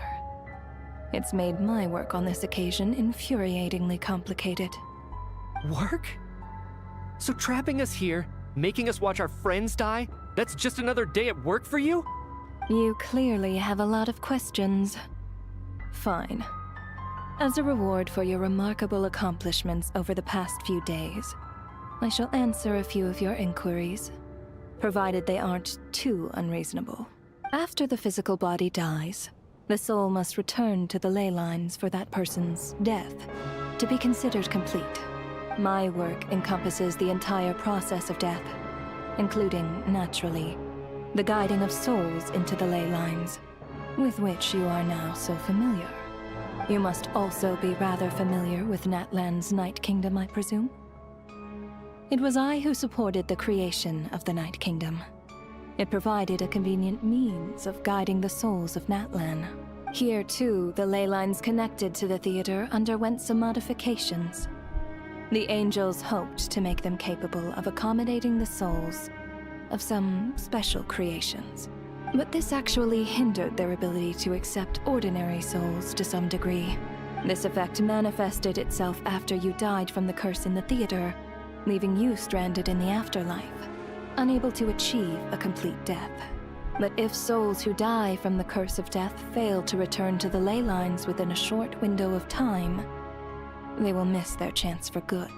Then, they will remain forever suspended between life and death, no longer subject to the authorities of either. So if you don't resolve this matter soon, and see all our souls return to the ley lines before long, we'll escape your control. Mitya is sharp. This must be what Renova was worried might happen, and the reason she got involved to begin with. But if you have the authority to guide souls, why didn't you just show yourself and get it over with? Why hide among us in the form of Alosha? You seek to understand the mind of a god. Very well. I'll tell you. This is a theater, and I decided I wanted to watch a show about death. That's why I encouraged you to take the events to the stage.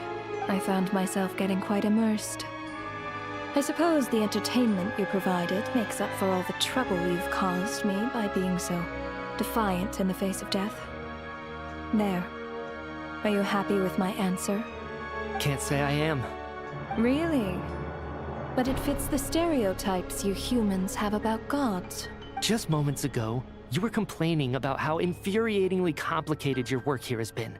Work is work, I get it. There are times when it's a huge pain, but you just have to get it done, right? That's a rather unique perspective for a human. You are in fact correct. There is a pain point in this case. Due to the obstruction in the theater's ley lines, there is a hard limit on the number of souls they can receive each day, making it impossible for me to ferry all your souls at once. Revealing my identity too soon would inevitably have led to futile resistance, and there was a risk that any souls who chose to run would disappear. Then there was the issue of the 2 lost souls you called the deceased. The way you resolved that quandary was all part of my design. That's what I don't understand. If all of us were souls of the dead, what made their presence among us special? For centuries, they have refused to return to the ley lines, exploiting the issues created by the angel civilization to resist being drawn in. Centuries of obsession accumulated during this process. You may think of this obsession as the resentment of the dead, and in this quantity, it was a bomb that could have detonated at any moment. It reached the point where I could not afford to leave it unchecked. But the only way to fix it was to help them acknowledge their own deaths, make peace with their regrets, and willingly walk into the snowstorm. Only then, with my guidance, could they finally return to the ley lines. Otherwise, you would not like to know what the consequences would have been. I vaguely remember seeing Patashka, but in the most terrifying form. Was that in a dream? Is that what would have become of her if she hadn't returned to the ley lines? I see your dreams brought you many revelations. So you see, death in fact grants wisdom to mortals. Souls connect to all things in the world and see the chain of cause and effect between them. It's nothing unusual. Anyway, giving psychological counseling to lost souls is not my strong suit. That is more of an angel's role. It was something I could not resolve directly using my authority, so I decided it was easier to leave the bomb defusal to you.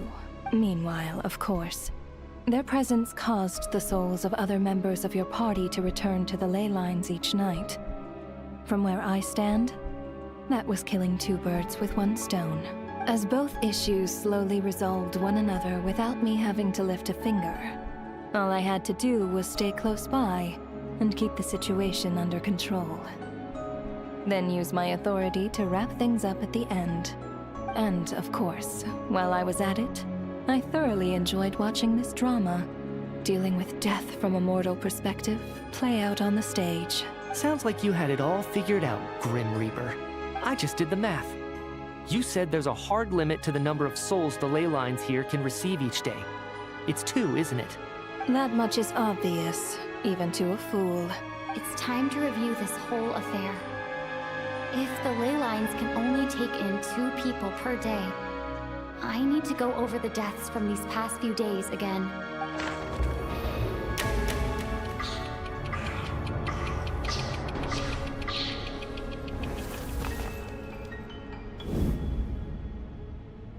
Looking back now, none of us had the faintest idea at the time. From the moment the staff member named Dimov walked into the snowstorm, the incident had already begun.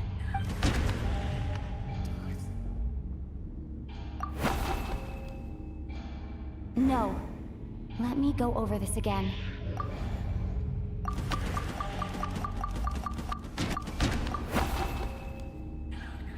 No.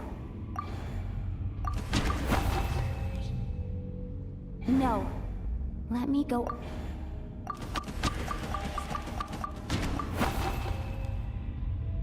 No. Let...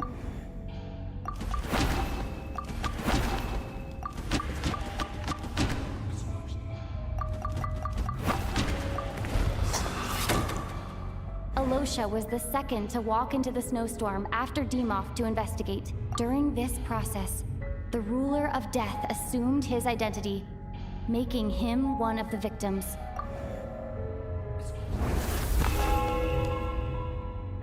During our first night in the theater, everyone was caught up in the novelty of it all.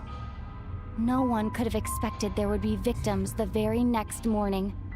Despite all the confusion, and with the help of hindsight, we finally began to realize that something was amiss with the snowstorm.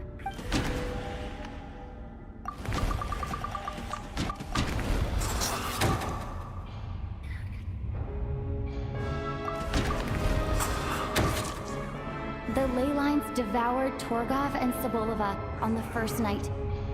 At the time, we thought this might be a murder case connected to Lelek.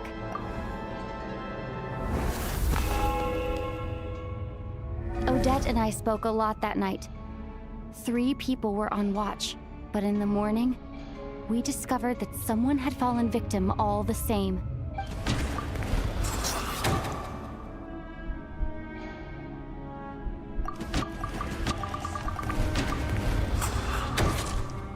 The deaths of Kulish and Ranpana caused everyone to stop suspecting Lelek. Unexplainable phenomena occurred one after another, leading Mitya to suspect that we were caught up in a supernatural event.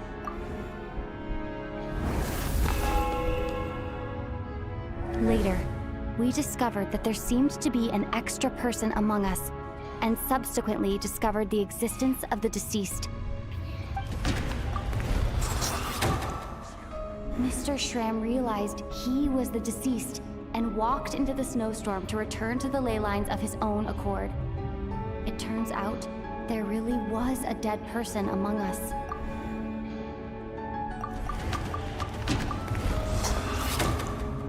We thought it was all over, but Mr. Valeri's death was a rude awakening for everyone.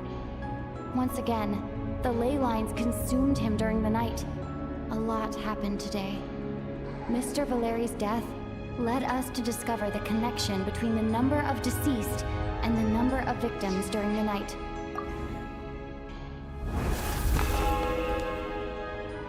The fact that there was more than one deceased seemed to bring us back to square one. Odette revealed some information she had been keeping to herself.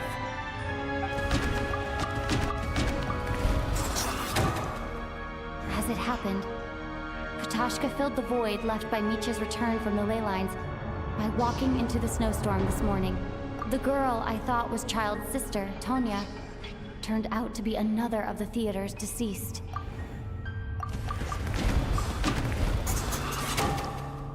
Vodyanitsa was swallowed by the ley lines in her sleep, but the requiem she sang before falling asleep was quite a game changer. Come to think of it, Ptashka was about to walk into the snowstorm at that time, and Renova, unaware that Mitya would return, was concerned that her soul would overflow from the ley lines. That's why she used Alosha's voice to try and persuade her to stay behind. Looking back, I suppose that was an early slip-up on her part.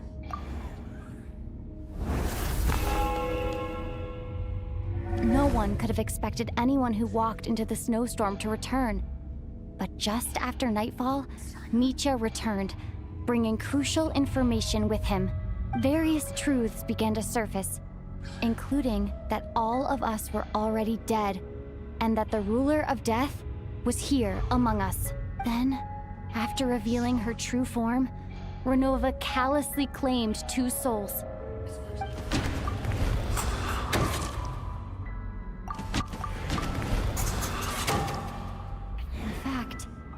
Everyone was already dead by the time we took the photo. And in the days since, we've experienced many more partings in the afterlife. Now, only Mitya and I remain. And the true culprit behind everything still stands before us. In Mitya's eyes, I see the same anger and frustration that I feel. That covers everything. It's all clear now. Your work isn't finished here yet, is it? The Traveler and I are still standing here, safe and sound. The water imp's song threw things off a little, but it is of no consequence. The ley lines have already anchored your soul, and the first ray of light tomorrow morning will take you back. I, meanwhile, need to review my attitude towards the water imp race. So the reunion in the night that Vodyanitsa mentioned, I suppose that was never meant to be a permanent reunion. That just leaves you, Traveler. My power only allows me to temporarily separate your soul from your body. The ley lines of Tevat would not accept you, and your soul is firmly anchored to your body by your will, for a descender like you, who is not bound by Tevat's rules. Your death can only be brought through the most violent of means, such as directly destroying either your body or soul. I have no interest in involving myself with Descenders, for now. Although, this may change if Asmodee remains missing, or you insist on interfering with our affairs. One last question then. All our struggles and sacrifices here, they were meaningless from the very beginning, weren't they? Death abides no reason. Besides, what you call sacrifice is merely a concept created by humanity. To me, it is nothing more than a self-indulgent charade in the face of death. Mere mortals fantasizing that their actions could reclaim something from my grasp. A truly laughable idea.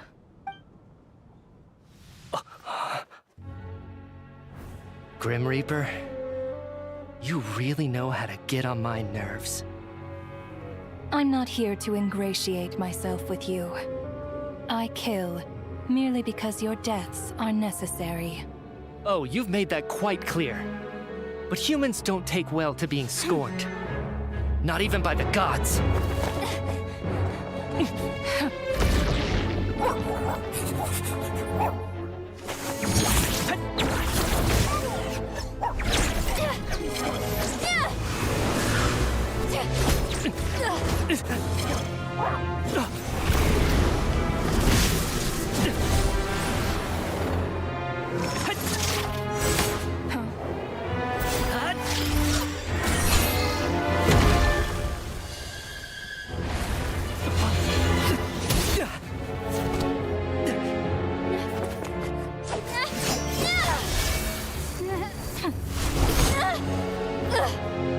This is futile. You must know that you are powerless against me in my own domain. I suggest that you save your strength. For what? Maybe we can't change it. But if nothing else, we can at least teach you to have some respect for the dead. Audacious.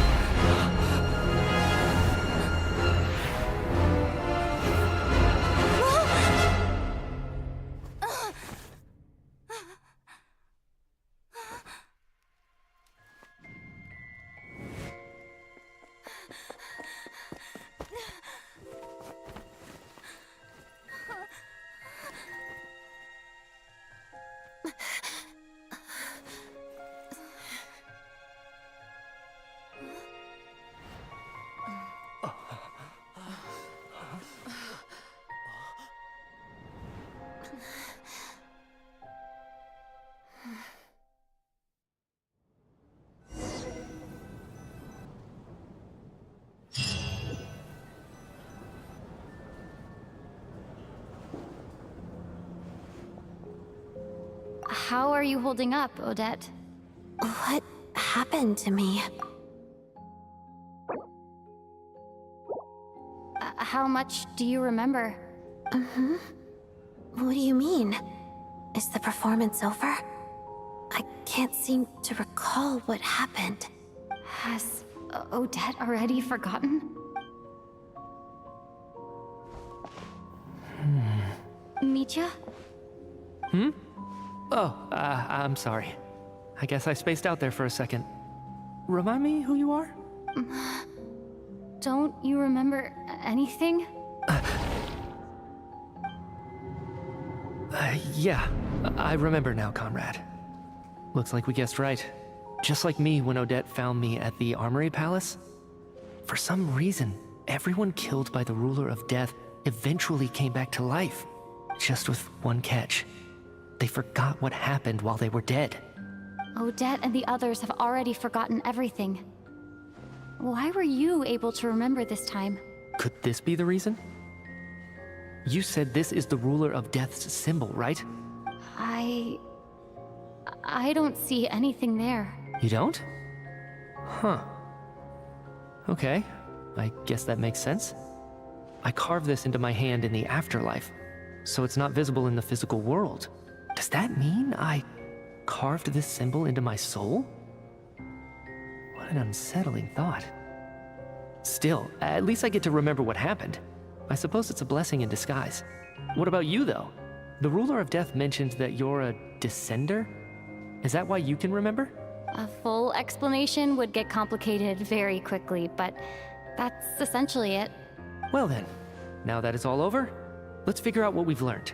The first thing I notice is that everything here is precisely as we left it, right before our deaths. This confirms that time passes differently in the afterlife than in the real world. They say that right before death, time slows down and your whole life flashes before your eyes. That must be how you know you have one foot in the afterlife by that point. Anyway, clearly the few days we spent in the afterlife probably only amounted to a few short minutes in the real world. This also aligns with previous reports of widespread temporary memory loss among the Armory Palace personnel. Now it seems likely that those were all brief deaths caused by the Grim Reaper's so-called curse of death. To those unaware of the truth, dying and coming back to life must feel similar to a short bout of catatonia. This leaves me with a couple big questions. What are the conditions that trigger this so-called curse of death? And why are we resurrected after we die? If nothing else, I think it shows that killing us wasn't her ultimate goal. We still don't know her true reasons for subjecting us to death. Right. This time only got complicated because of the situation with the theater's ley lines. That's why she had to approach it differently. If the previous incidents of amnesia among the researchers are anything to go by, killing us is usually a pretty routine matter.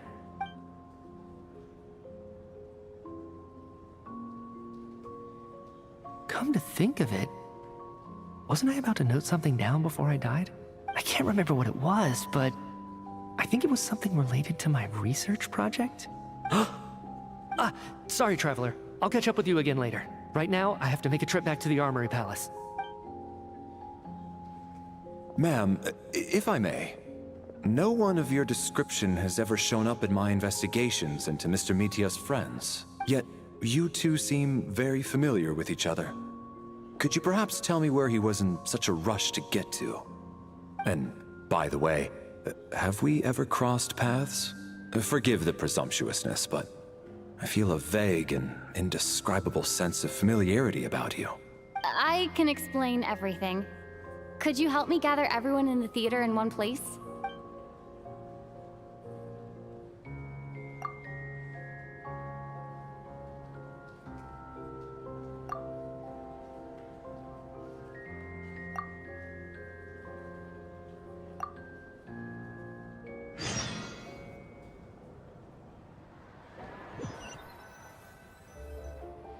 So Chuganov really is going to shut down the factory.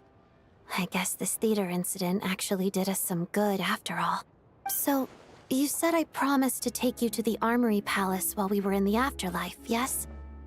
I believe you. I think I even have a vague memory of it. Agreed. Let's check in on her first.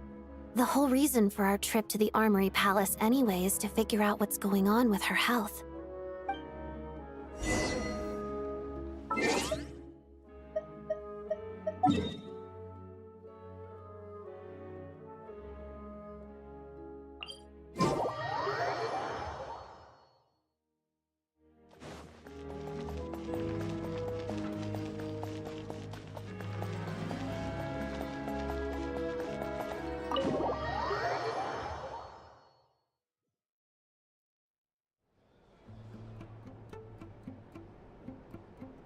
I'm finally back. Even though a long time has passed from my perspective, as far as Paimon's concerned, I probably just went out to watch a very short show. I should keep my emotions in check when I see Paimon again, or it'll seem weird. Wait. The atmosphere here feels off. Shh. Stay quiet. Let's go inside and take a look. Have we still not been able to notify Child yet? We need new orders. What if that person comes back again? I'm so sorry. Under the circumstances, there was really nothing we could do. Tell me, what happened to Paimon? It was the Jester. He came here in person and escorted Miss Paimon away. He's the director of the Fatui. His authority supersedes all others and cannot be questioned. There was nothing we could do. How long ago did he leave? And what was Paimon's status? It was about an hour ago. Miss Paimon was fast asleep at the time. The Jester simply walked off with her as if it was only natural. I assure you, he absolutely did not use any force. Do you know where they went? The Armory Palace, most likely. Lord Piero, the Jester, has been overseeing the experiments there lately, keeping a close eye on their progress. Everyone in the Fatui has heard about it by now. I'm surprised he came in person. Whatever his reason for taking Paimon, he'll most likely return to the Armory Palace first, which is exactly where we were headed anyway. Then lead the way, Odette. Okay, let's go.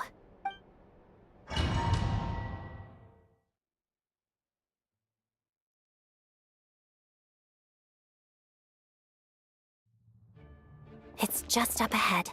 Quick, let's get inside. No, I'll go alone. You know I'm planning to force my way in. You're with the Fatui, so you should stay outside. I was hardly planning on taking you through the official channels anyway. I'm here to force my way in, just like you. I may be a Fatus, but I'm also Lelek, enemy of Project Stuzha. Paimon's safety is paramount right now. With me around, you'll have an extra pair of hands. There might be devices inside that are easier for an insider to deal with. If you say so. Let's go. There's no time to hesitate.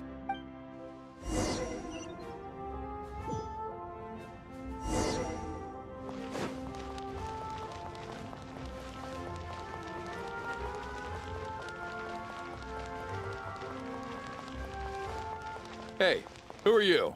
This part of the Armory Palace isn't a restricted access. What do you think you're doing? No questions, please. We're short on time.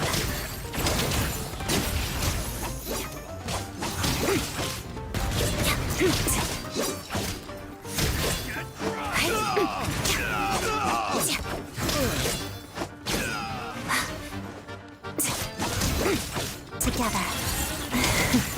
Mission!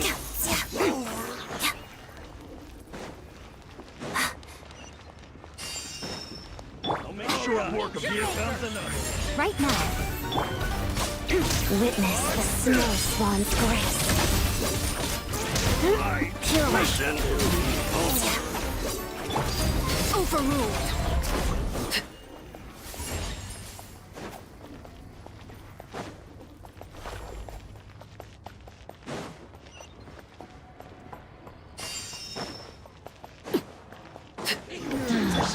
The footsteps of the This is order.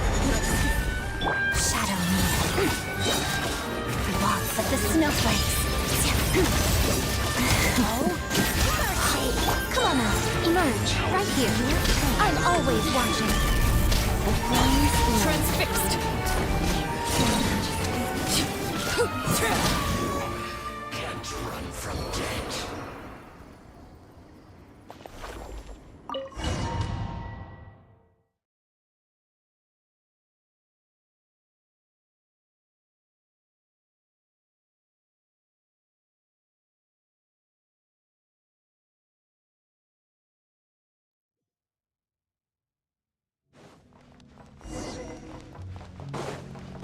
together. You have a pass. Where are you coming from? So, they're intruders, huh? Then don't blame me for what happens next!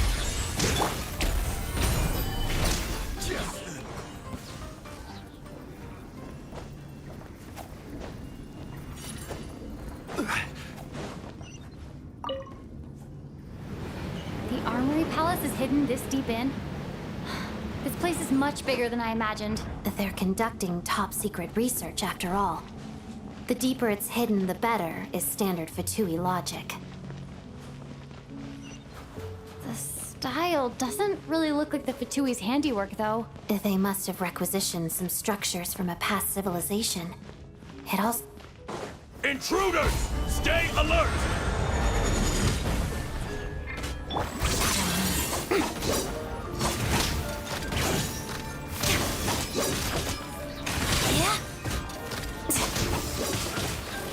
Show them. Emerge. Right here.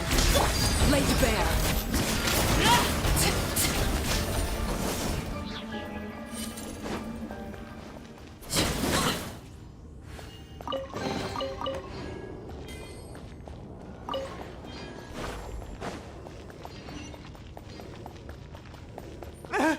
intruders?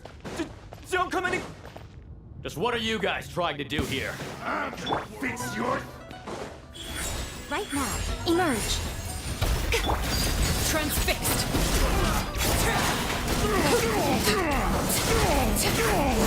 No one interferes with a jester's work! Together, witness the snow swan's grace. That's it? Couldn't! This is order. Solidify! Come on out, right here. Emerge. Laid bare. Sure.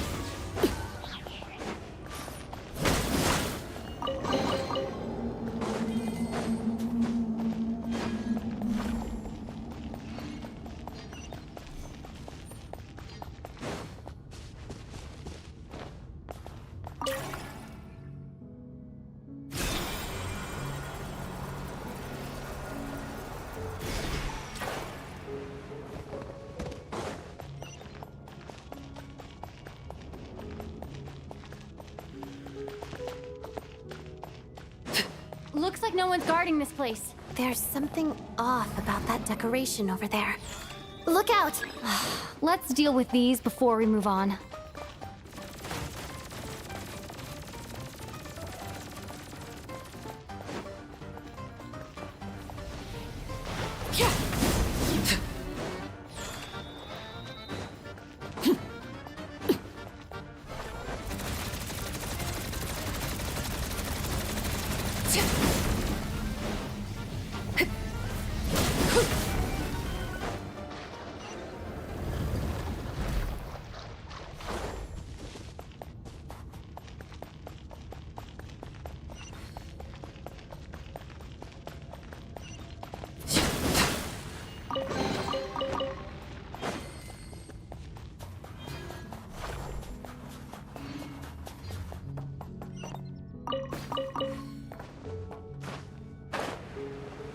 The researchers here probably don't know that we're uninvited guests. Let's try not to hurt them. What's the big star from the theater doing here? That's Miss Odette. She's a member of the Fatui. Don't tell me you didn't know that. Was the whole reason for Project Stuja to support the research here at the Armory Palace? Just what are the Fatui and the Tsaritsa planning?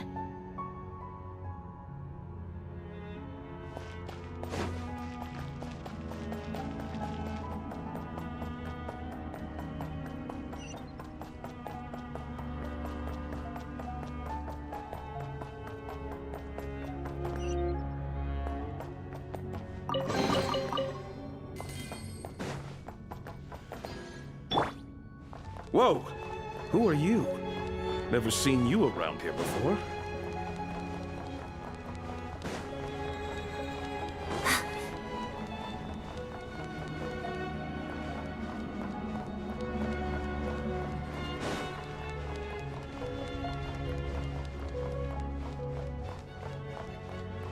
Looks like there's no way through here. Maybe using the power of this prism could help?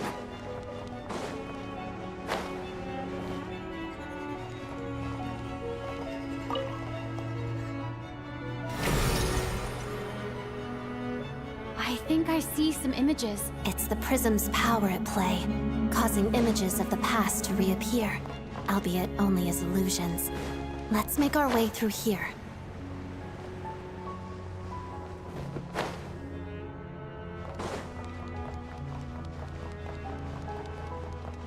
Paimon and the Jester?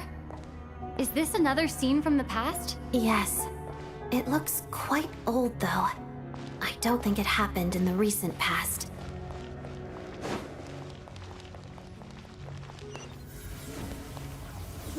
What's going on here? What happened? The source seems to be the Armory Palace. They must have started some large-scale experiment. Wait, what if this has something to do with Paimon? We need to hurry!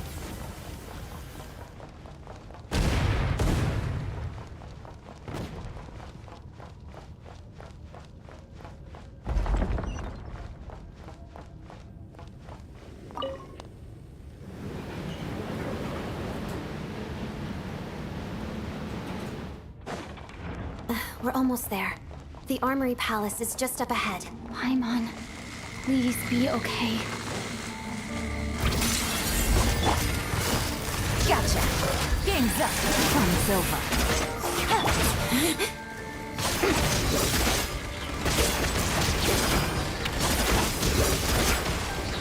Not concerned. Gather! Show them. Right now. Transfixed. Witness my rise.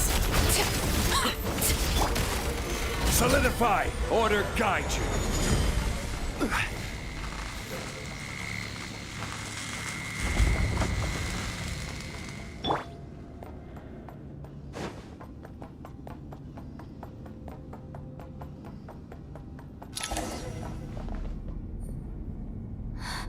What's going on? Wait, I remember this feeling. It's the curse of death. No, not now. Why is the curse of death striking again already? Odette?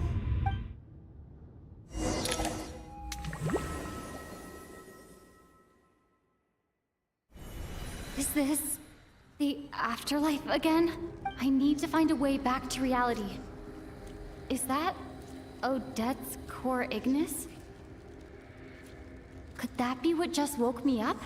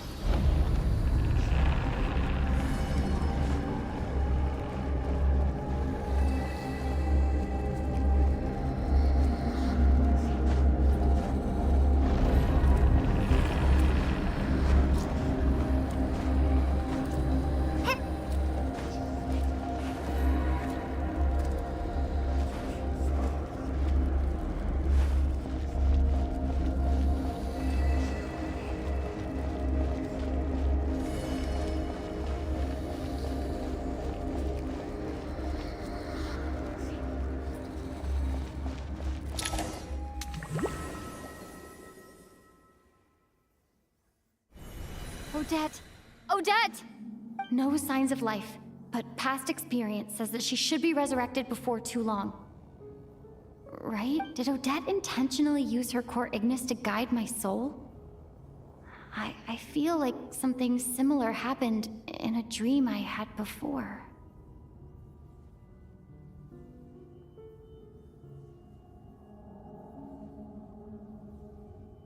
Thank you, Odette. If not for you, my soul wouldn't have found its way back to my body so quickly, and I might not have woken up so soon.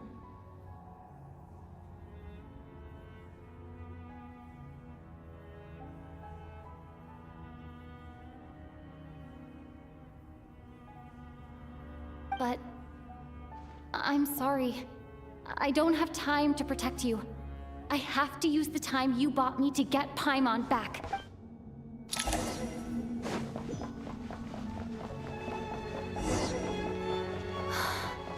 Sure enough, everyone here has been affected. Paimon! Paimon! No, wait.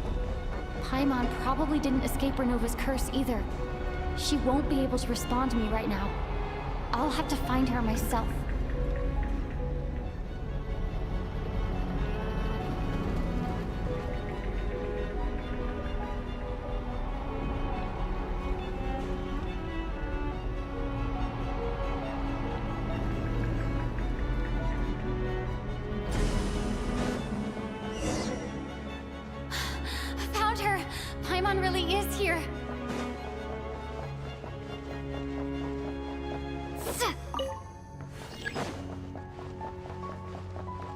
Aditya! Is this the laboratory he works in?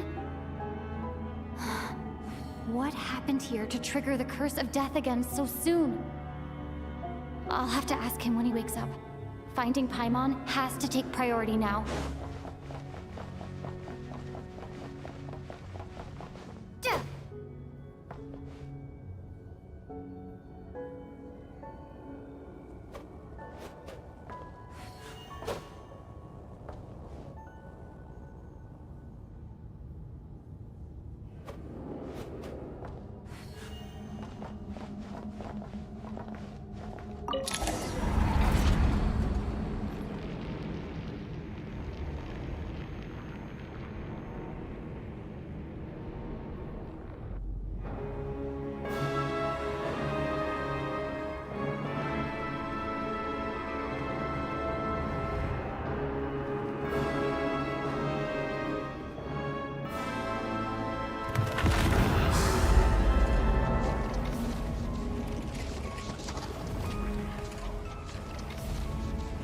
You don't learn, do you?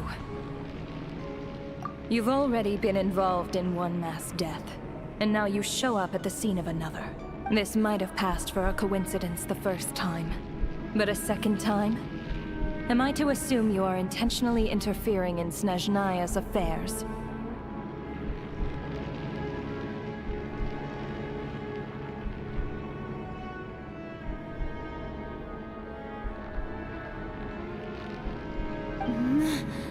Judging by your expression, it seems that you understand little of what is going on here.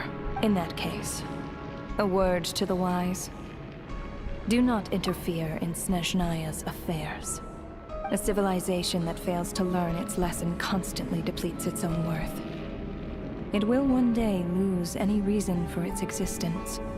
And as a descender, you are perfectly suited to be the lifeline to which a dying civilization might desperately cling. Consider your position carefully. No advice needed. I'll make my own judgments. Suit yourself. When the day of reckoning arrives, not even a descender can hope to escape unscathed. The time for resurrection fast approaches. The mortals here are not yet worthy to behold my form. So that will be all for today.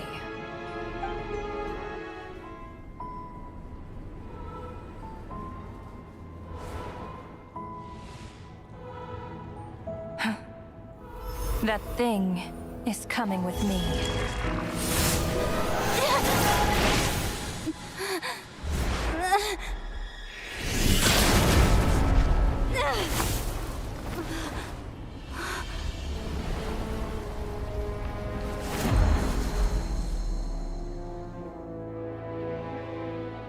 You awoke sooner than I thought. The curse of immortality is stubborn, unable to enter the ley lines, yet not content to remain a spirit. Ruler of death, what do you want? You perplex me. Both you and you. That thing may be a creation of Celestia, but it possesses none of Celestia's power, let alone authority. Your obsession with it baffles me. No matter, the resurrection will soon begin. It's worthless anyway. I'll reclaim it next time.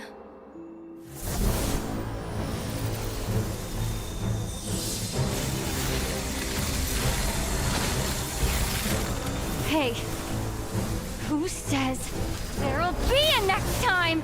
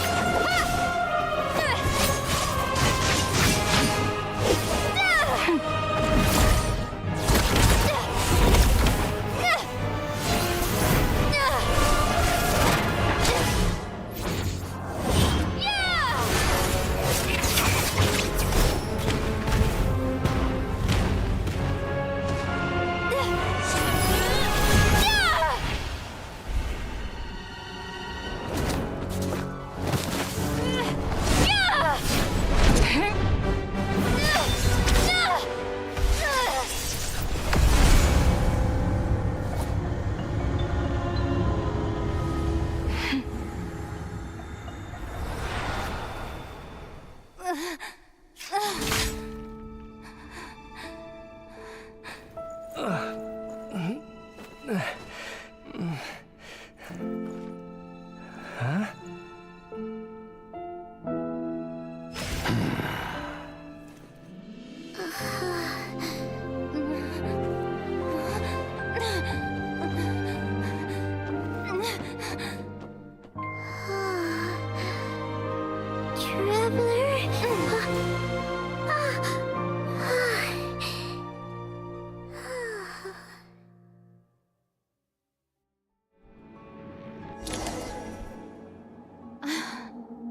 I missed you, Paimon.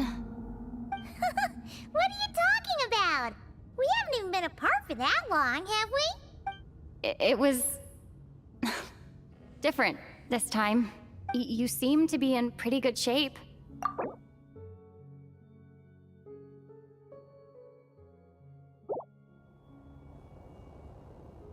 Yeah, Paimon's back in tip-top condition.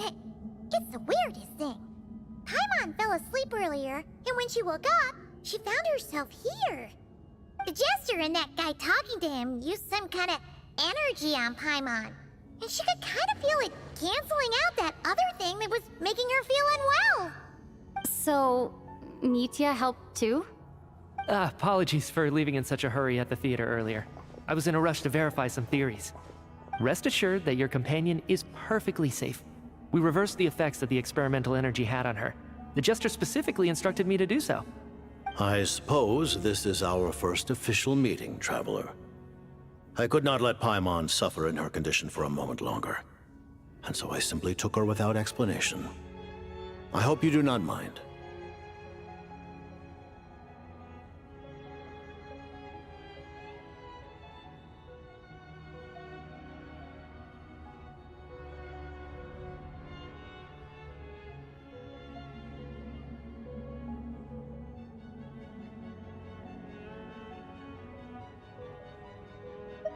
But why would a big shot like you care about what happens to Paimon? As I said when you first arrived in Snezhnaya, we once spent some time together in the distant past. Oh yeah, you did mention that. And Paimon did think you seemed strangely familiar the first time we met. I'm afraid the reminiscing will have to wait. Mitya, let us continue with the report. What conclusions, if any, did you reach from conducting the final experiment of our energy research ahead of schedule? The good news is, my hypothesis regarding the Ruler of Death has been verified. As for the bad news, I recommend we suspend the experiments and Project Mistleton until further notice. Currently, we have no means with which to make a breakthrough. I say this purely as a scientist, guided by reason alone. I will trust your judgment. We shall put the project on hold until the Ruler of Death has been eliminated. Wait, what are you guys talking about? You want to get rid of Renova? Like, how? By killing her? By whatever means necessary, so long as it removes the threat she poses to us. Until then, everything we do will be in vain. After what just happened, I've ascertained Renova's goal. Or rather, the trigger condition for the Curse of Death. Okay, let's hear it. What she's doing is blocking Snezhnaya's technological progress, preventing us from possessing any means with which to threaten the heavenly principles. Just like the little lapdog she is. So, any ideas, research, or experiments that lead to technological progress can trigger the curse. Just now, for instance, I was set to launch a final phase energy experiment ahead of schedule. If the experiment was successful, we could have achieved a crucial breakthrough. As expected, though, the moment the experiment began, all the researchers, technicians, and witnesses died from the curse. All that effort, not to mention the energy and materials we relied on Project Stuzha to gather for us, went to waste. In the end, nothing was gained. Does that mean something similar happened when we were at the theater? That's right. During the performance, I thought of an important breakthrough regarding the experiment, and wound up dragging everyone into this. So the nature of the curse seems to be something like... when moments of technological progress occur, all life in the vicinity is taken away. What a violent method. Of course, That meant the curse was normally limited to the Armory Palace. Since outsiders are forbidden from entering, this mass death phenomenon went unnoticed until Odette came along. I believe she was the first witness. The curse of death was triggered just before she infiltrated the Armory Palace that day.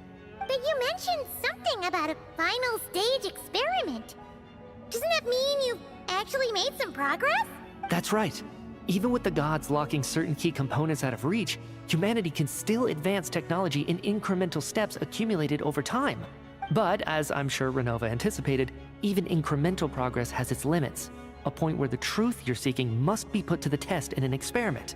You mean the experiment you were just about to do? Yes, we were at a critical juncture, a moment where the quantitative was about to translate into fundamental qualitative change.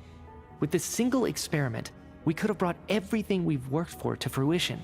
But now, after already being forced to fumble around in the dark all this time, it feels like we've truly hit an impenetrable wall. As long as Renova's curse of death persists, we won't be able to advance the experiment or obtain any results. And with Project Snezhnaya having been in effect all this time, at our nation's current strength, repeated trial and error is simply unsustainable. Only by eliminating Renova first will it be possible to continue advancing our plans. But she's the ruler of death! She can just kill whoever she wants, right? That's gotta be the scariest power ever! Is it even possible to beat her? We'll see. But one thing's for sure. She definitely can't just do whatever she wants. The best proof of that is me, standing here, very much alive. You're saying... Wouldn't it be easier to just kill all of us researchers for good? Why resurrect us over and over again? Why let us advance our technology to this point? So, you're saying even the ruler of death has limitations we don't know about? Exactly. And I think that's where the key to our breakthrough lies. Regardless, the ruler of death has always been an obstacle we must overcome. Indeed, we must face life, death, time, and space. After all, our goal is the heavenly principles. The Fatui want to challenge the heavenly principles? For a long time, I've had a vague suspicion the Fatui and the Tsaritsa were targeting the heavenly principles. But hearing the Jester admit it is still a shock. No wonder that Tsaritsa's goal has always been kept a secret from the people. What kind of road will that lead Snezhnaya down? In that case... Lord Jester, I would like to request some leave. I'd like some time to organize my thoughts and go over the data. Granted. Get some rest, put the experiment out of your mind, and take care that the curse of death doesn't affect any civilians.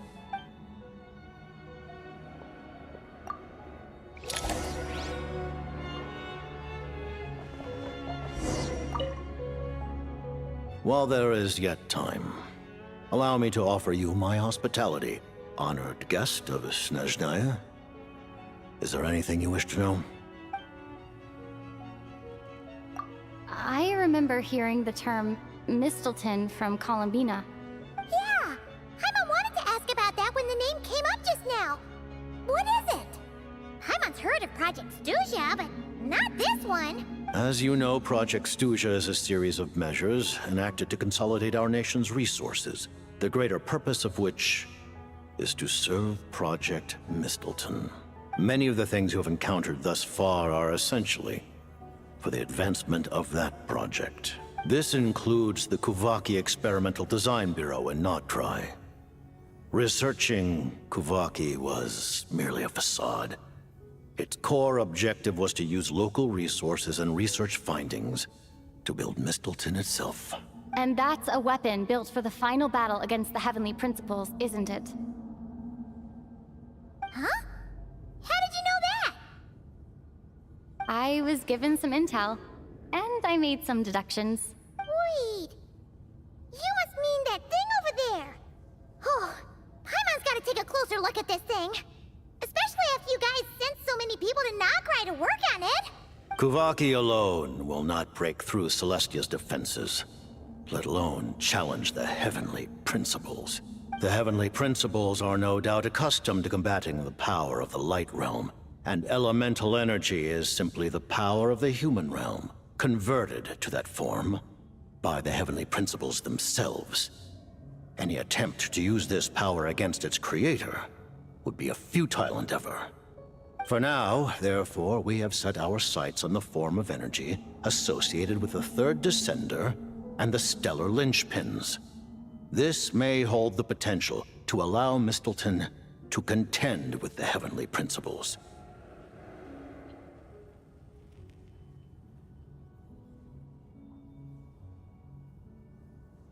You could say that by reverse engineering the stellar linchpins to extract the energy within, we have obtained a source of anti-Celestia energy. The Kulagi Experimental Design Bureau, Project Stuja, and the new energy experiments. Huh. So, Project Mistleton is what ties it all together. And it looks like your plan is almost complete. No wonder the Ruler of Death came after you.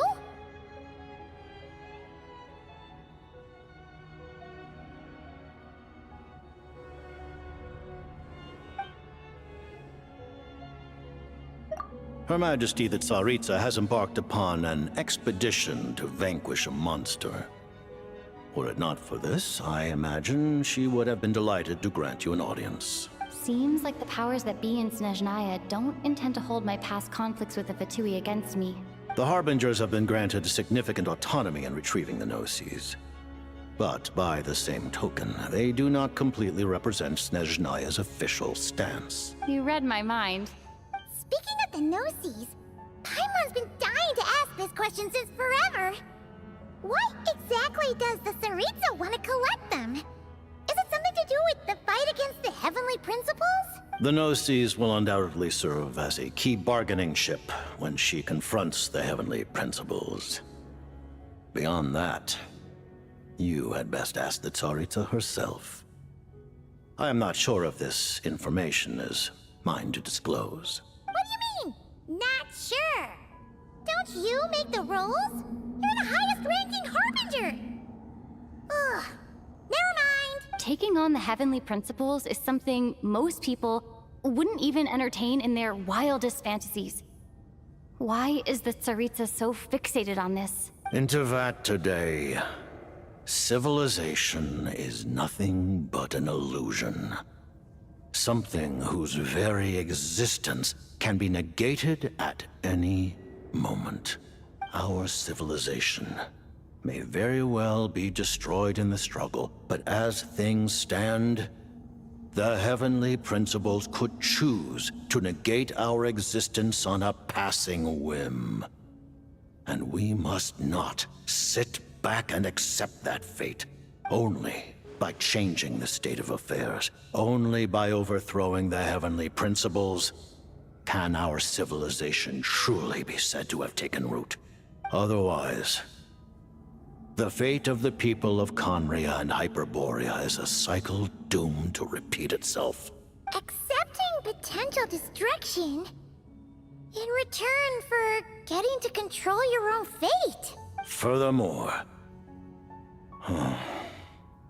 perhaps this is still somewhat difficult for you to understand. Are you aware that all the rules of this world are made up of curses? Huh? All of them? Paimon knows about the curse of death you mentioned, and the curse of immortality that you and Dainsleif have. Then, the birth of the Hilly Churls, the rules of Natlan's Ode of Resurrection, those are curses too? Farina's long life seems to stem from a curse placed on her by Focalor as well. Yes. Even a god's love for humanity is a curse the heavenly principles inflicted upon the gods. What? The Tsaritsa has always had ample reason to hate the heavenly principles.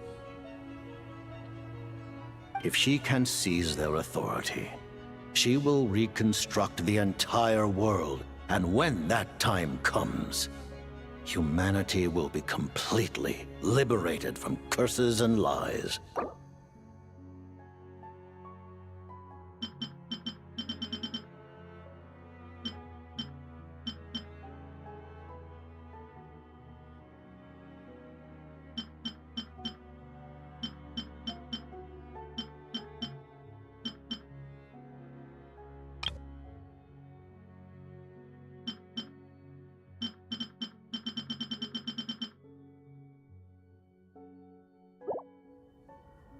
Look forward to it.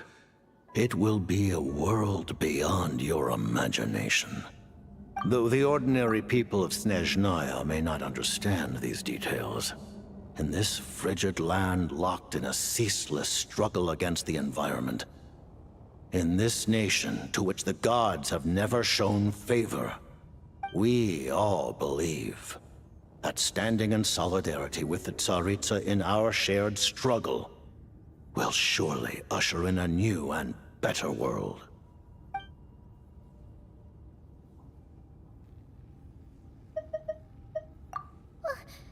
Paimon really doesn't remember. He's basically a stranger. You've got to believe Paimon. Allow me to explain. The reason Paimon reacted to the anti-Celestia energy developed by the Armory Palace is because she comes from Celestia herself. More specifically, she is one of its creations. Paimon? A creation of Celestia? Oh, right. I was blinded by anger earlier, but thinking back on it, Renova also said that Paimon is a creation of Celestia, but she lacks Celestia's power or authority. As you know, the lunar fragments in Nodcry were pulled down from the sky using Fatui technology. But the first application of this technology was in Conria, over 500 years ago. I used this technology upon the heavens, and the response I received was none other than Paimon, descending from Celestia. I presented her to the Vinster King, but he took no interest in this gift, nor did it satisfy him. Paimon then took up temporary residence in my palace until, of course, the arrival of the Cataclysm. Wait, Paimon's a little confused. You're talking about things that happened in Conria 500 years ago. You're saying, but Paimon doesn't remember any of that. Falling from the sky? Being given away as a gift? None of it! Having lived through the Cataclysm, perhaps you too were burdened with some manner of curse. Although, losing your memories would indeed be the smallest price I've ever seen paid. But it's not just her memories from Conria. Paimon doesn't even know how she spent the last 500 years. She only has memories from the past few years. No matter how hard she tries to remember. What was Paimon like back in Conria? Did she know a whole lot because she came from Celestia? Was she super smart? Unfortunately, when you arrived in Conria, your consciousness was like that of a newborn infant. None could say what kind of being you once were in Celestia. During the time you lived in Conria, your personality was no different from how it is now. Aw, man! Paimon's plan to get her memories back and become super smart is ruined before it could even start. You know, even though Paimon lost her memories, she still feels weirdly close to you for some reason. That must mean you took pretty good care of Paimon back then, huh? On the contrary, I completely ignored your existence. I was entirely focused on my struggle against Troptatir the Wise. But now, as I see it, it is as if you are the only sane thing that survived that era of insanity. And thus, are worthy of protection. Noted. Man, Paimon's gotta stop projecting friendship on everyone she meets. But, Traveler? Even though you know Paimon's some creation of Celestia now, you still want her, right? You're not going to abandon her? Oh,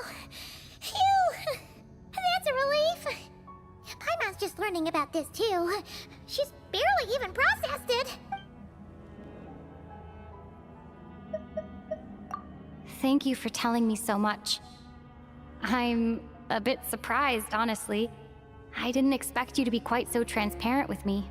Given the circumstances, the Fatui need not hide anything from our allies. Allies? To advance Project Mistleton, we must first resolve our issue with the Ruler of Death. And if I presume correctly, you have no intention of letting her actions go unpunished either, do you? That's right. Ever since she said she intends to reclaim Paimon when we next meet, I figured reconciliation was out of the question. Against an opponent of this caliber, deliberating over our allegiances would waste time we do not have. We must join forces unreservedly with whomever we can, if we are to stand anything like a fighting chance. You're going to challenge the Ruler of Death? Just for Paimon? But Paimon's only... Thank you! Oh, thank you! Oh, gee! Now Paimon doesn't even know what to say! Anyway, Paimon's super touched! The Tsaritsa will return in triumph in short order, and the Fatui shall hold internal discussions regarding the enemy. The time for us to meet again will come very soon. Got it. Thanks for your help with Paimon. I'll be sure to look after her for you. There was just one other thing. Well, it's just a request, really. Paimon really wants to see what this Mistleton thingy you're gonna use against the Heavenly Principles looks like. Of course, Paimon knows it's top secret and stuff, but she just had to ask. It's okay if the answer's no. Certainly you may. Oh, for real? Actually, maybe it's best not to. What if her Nova suddenly pops up again? She might take this chance to... While the technology is not yet fully developed, it has nevertheless reached the stage where Celestia's creations are unable to damage it. In that regard, you may rest assured. Oh. Wow. No wonder Paimon felt so out of sorts recently, even though it was super far away. Alright then! Paimon's ready to take a sneaky peek at this top secret super weapon!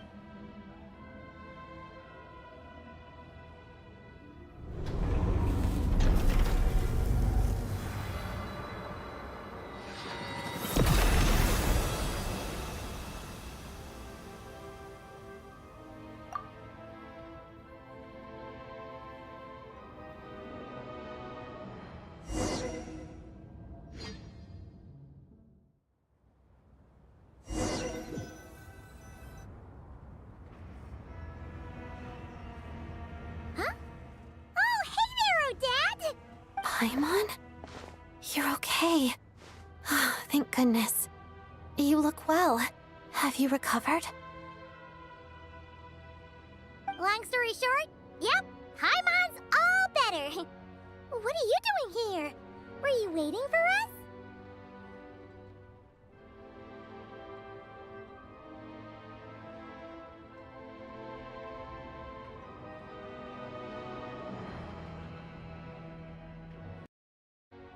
That's right. When I woke up, I wanted to go in after you, but the guards had woken up as well. It would have been tough to take them on alone, and there was no easy way to sneak past them.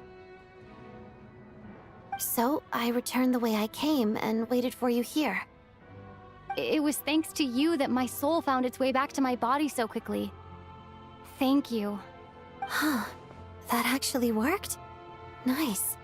I just figured I'd try my luck when that ominous feeling struck me. Really, you should be thanking this thing instead.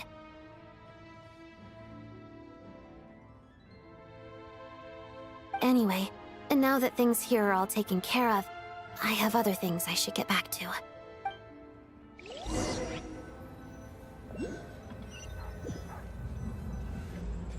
Ah, Director Chuganov, you're back. We just received notice that Project Snezhnaya has been suspended, so we've convened an emergency meeting. This is the preliminary plan. In addition to expanding production capacity, we've also discussed feasible layoff plans to optimize revenue and expenditure structure. Our calculations indicate that the factory's profits will increase by at least 30%. Just give the word, Director. That won't be necessary. Leave the energy for those who need it. Whether they use it just to get by or to run a business, that's up to them. Start preparing to halt production and lay off the staff. Make sure the workers are able to land on their feet and that they are duly compensated. Thank you all for your hard work during this time. Am I hearing you right? Why? After all the tough times we made it through, now is exactly when we should start to turn a profit. I just suddenly don't want to do this anymore. Huh. Does there have to be a reason? Iskra, it's time to rest. Dear esteemed members of the Rokot, given the effects of Lelik's radical actions upon our organization's reputation and social stability, a decision has been made to permanently withdraw this codename from use. Considering that Lelik did what they did for the benefit of the people, the Rokot has nevertheless negotiated with the authorities, ultimately securing a waiver for all penalties due to them. Lelik will be suspended for a period of time. Depending on their future performance, they may be allowed to adopt a new codename and continue acting as part of the Rokot.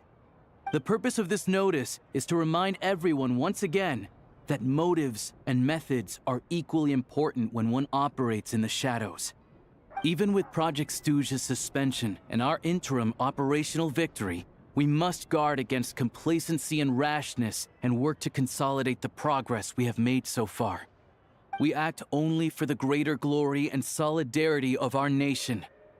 May the aurora shine ever on, and the tundra always stand firm.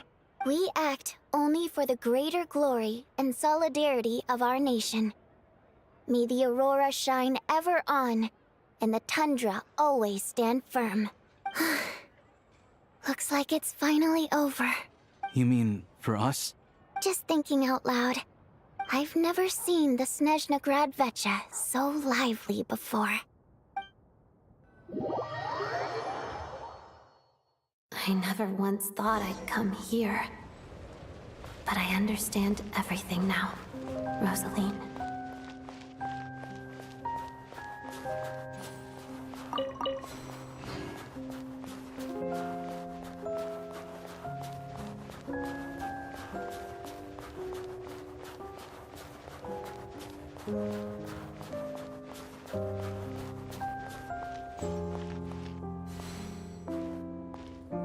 I've seen Spirit Seeker performed many times, including by your mother. Why do you bring that up all of a sudden? Even though the choreography is always identical, every dancer finds a way to make it her own.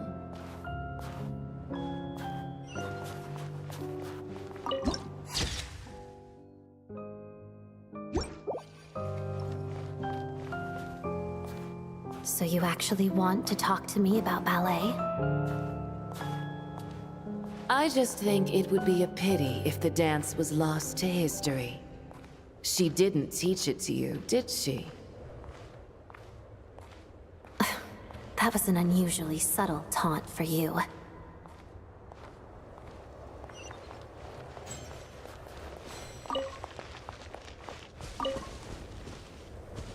We embraced one another on the snow-swept plains, melting the ruthlessness of time. But when our bodies, in pieces, are cast to the winds, what of our love will remain behind?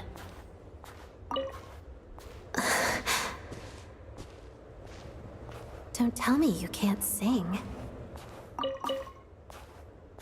Shush.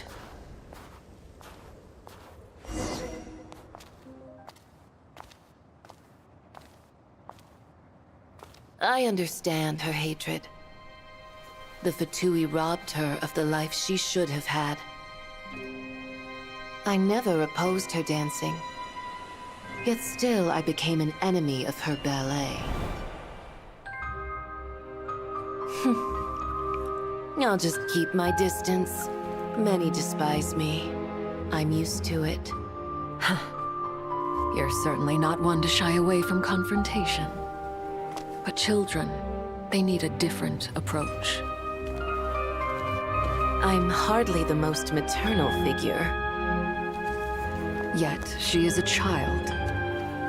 In my experience, while a father commands authority, he must still yield to love.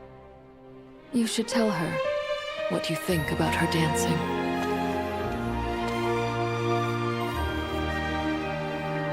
Odette will soon take the stage at the Koralyevsky Theater. This could be your chance. Geonosis secured. It went smoothly. I'll be there. Have them send me an invitation.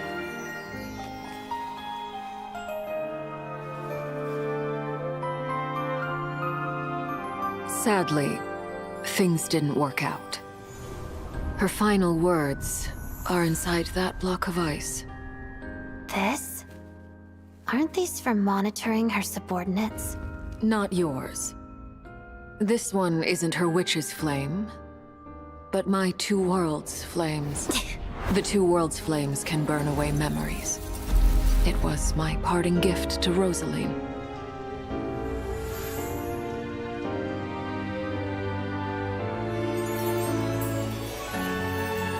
If all goes to plan, she and I will both live to see the Tsaritsa succeed.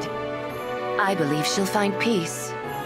But if anything happens to me, she needn't follow in my footsteps. The cryo-energy will fade away in time. Then the two worlds' flames will burn away all memories of the Fatui. She'll be free to dance. She deserves this.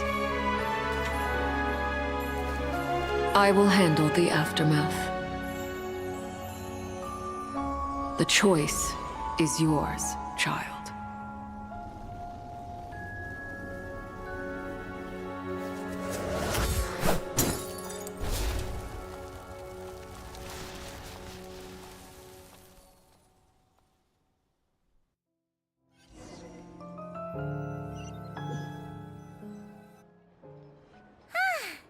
Fresh air at last!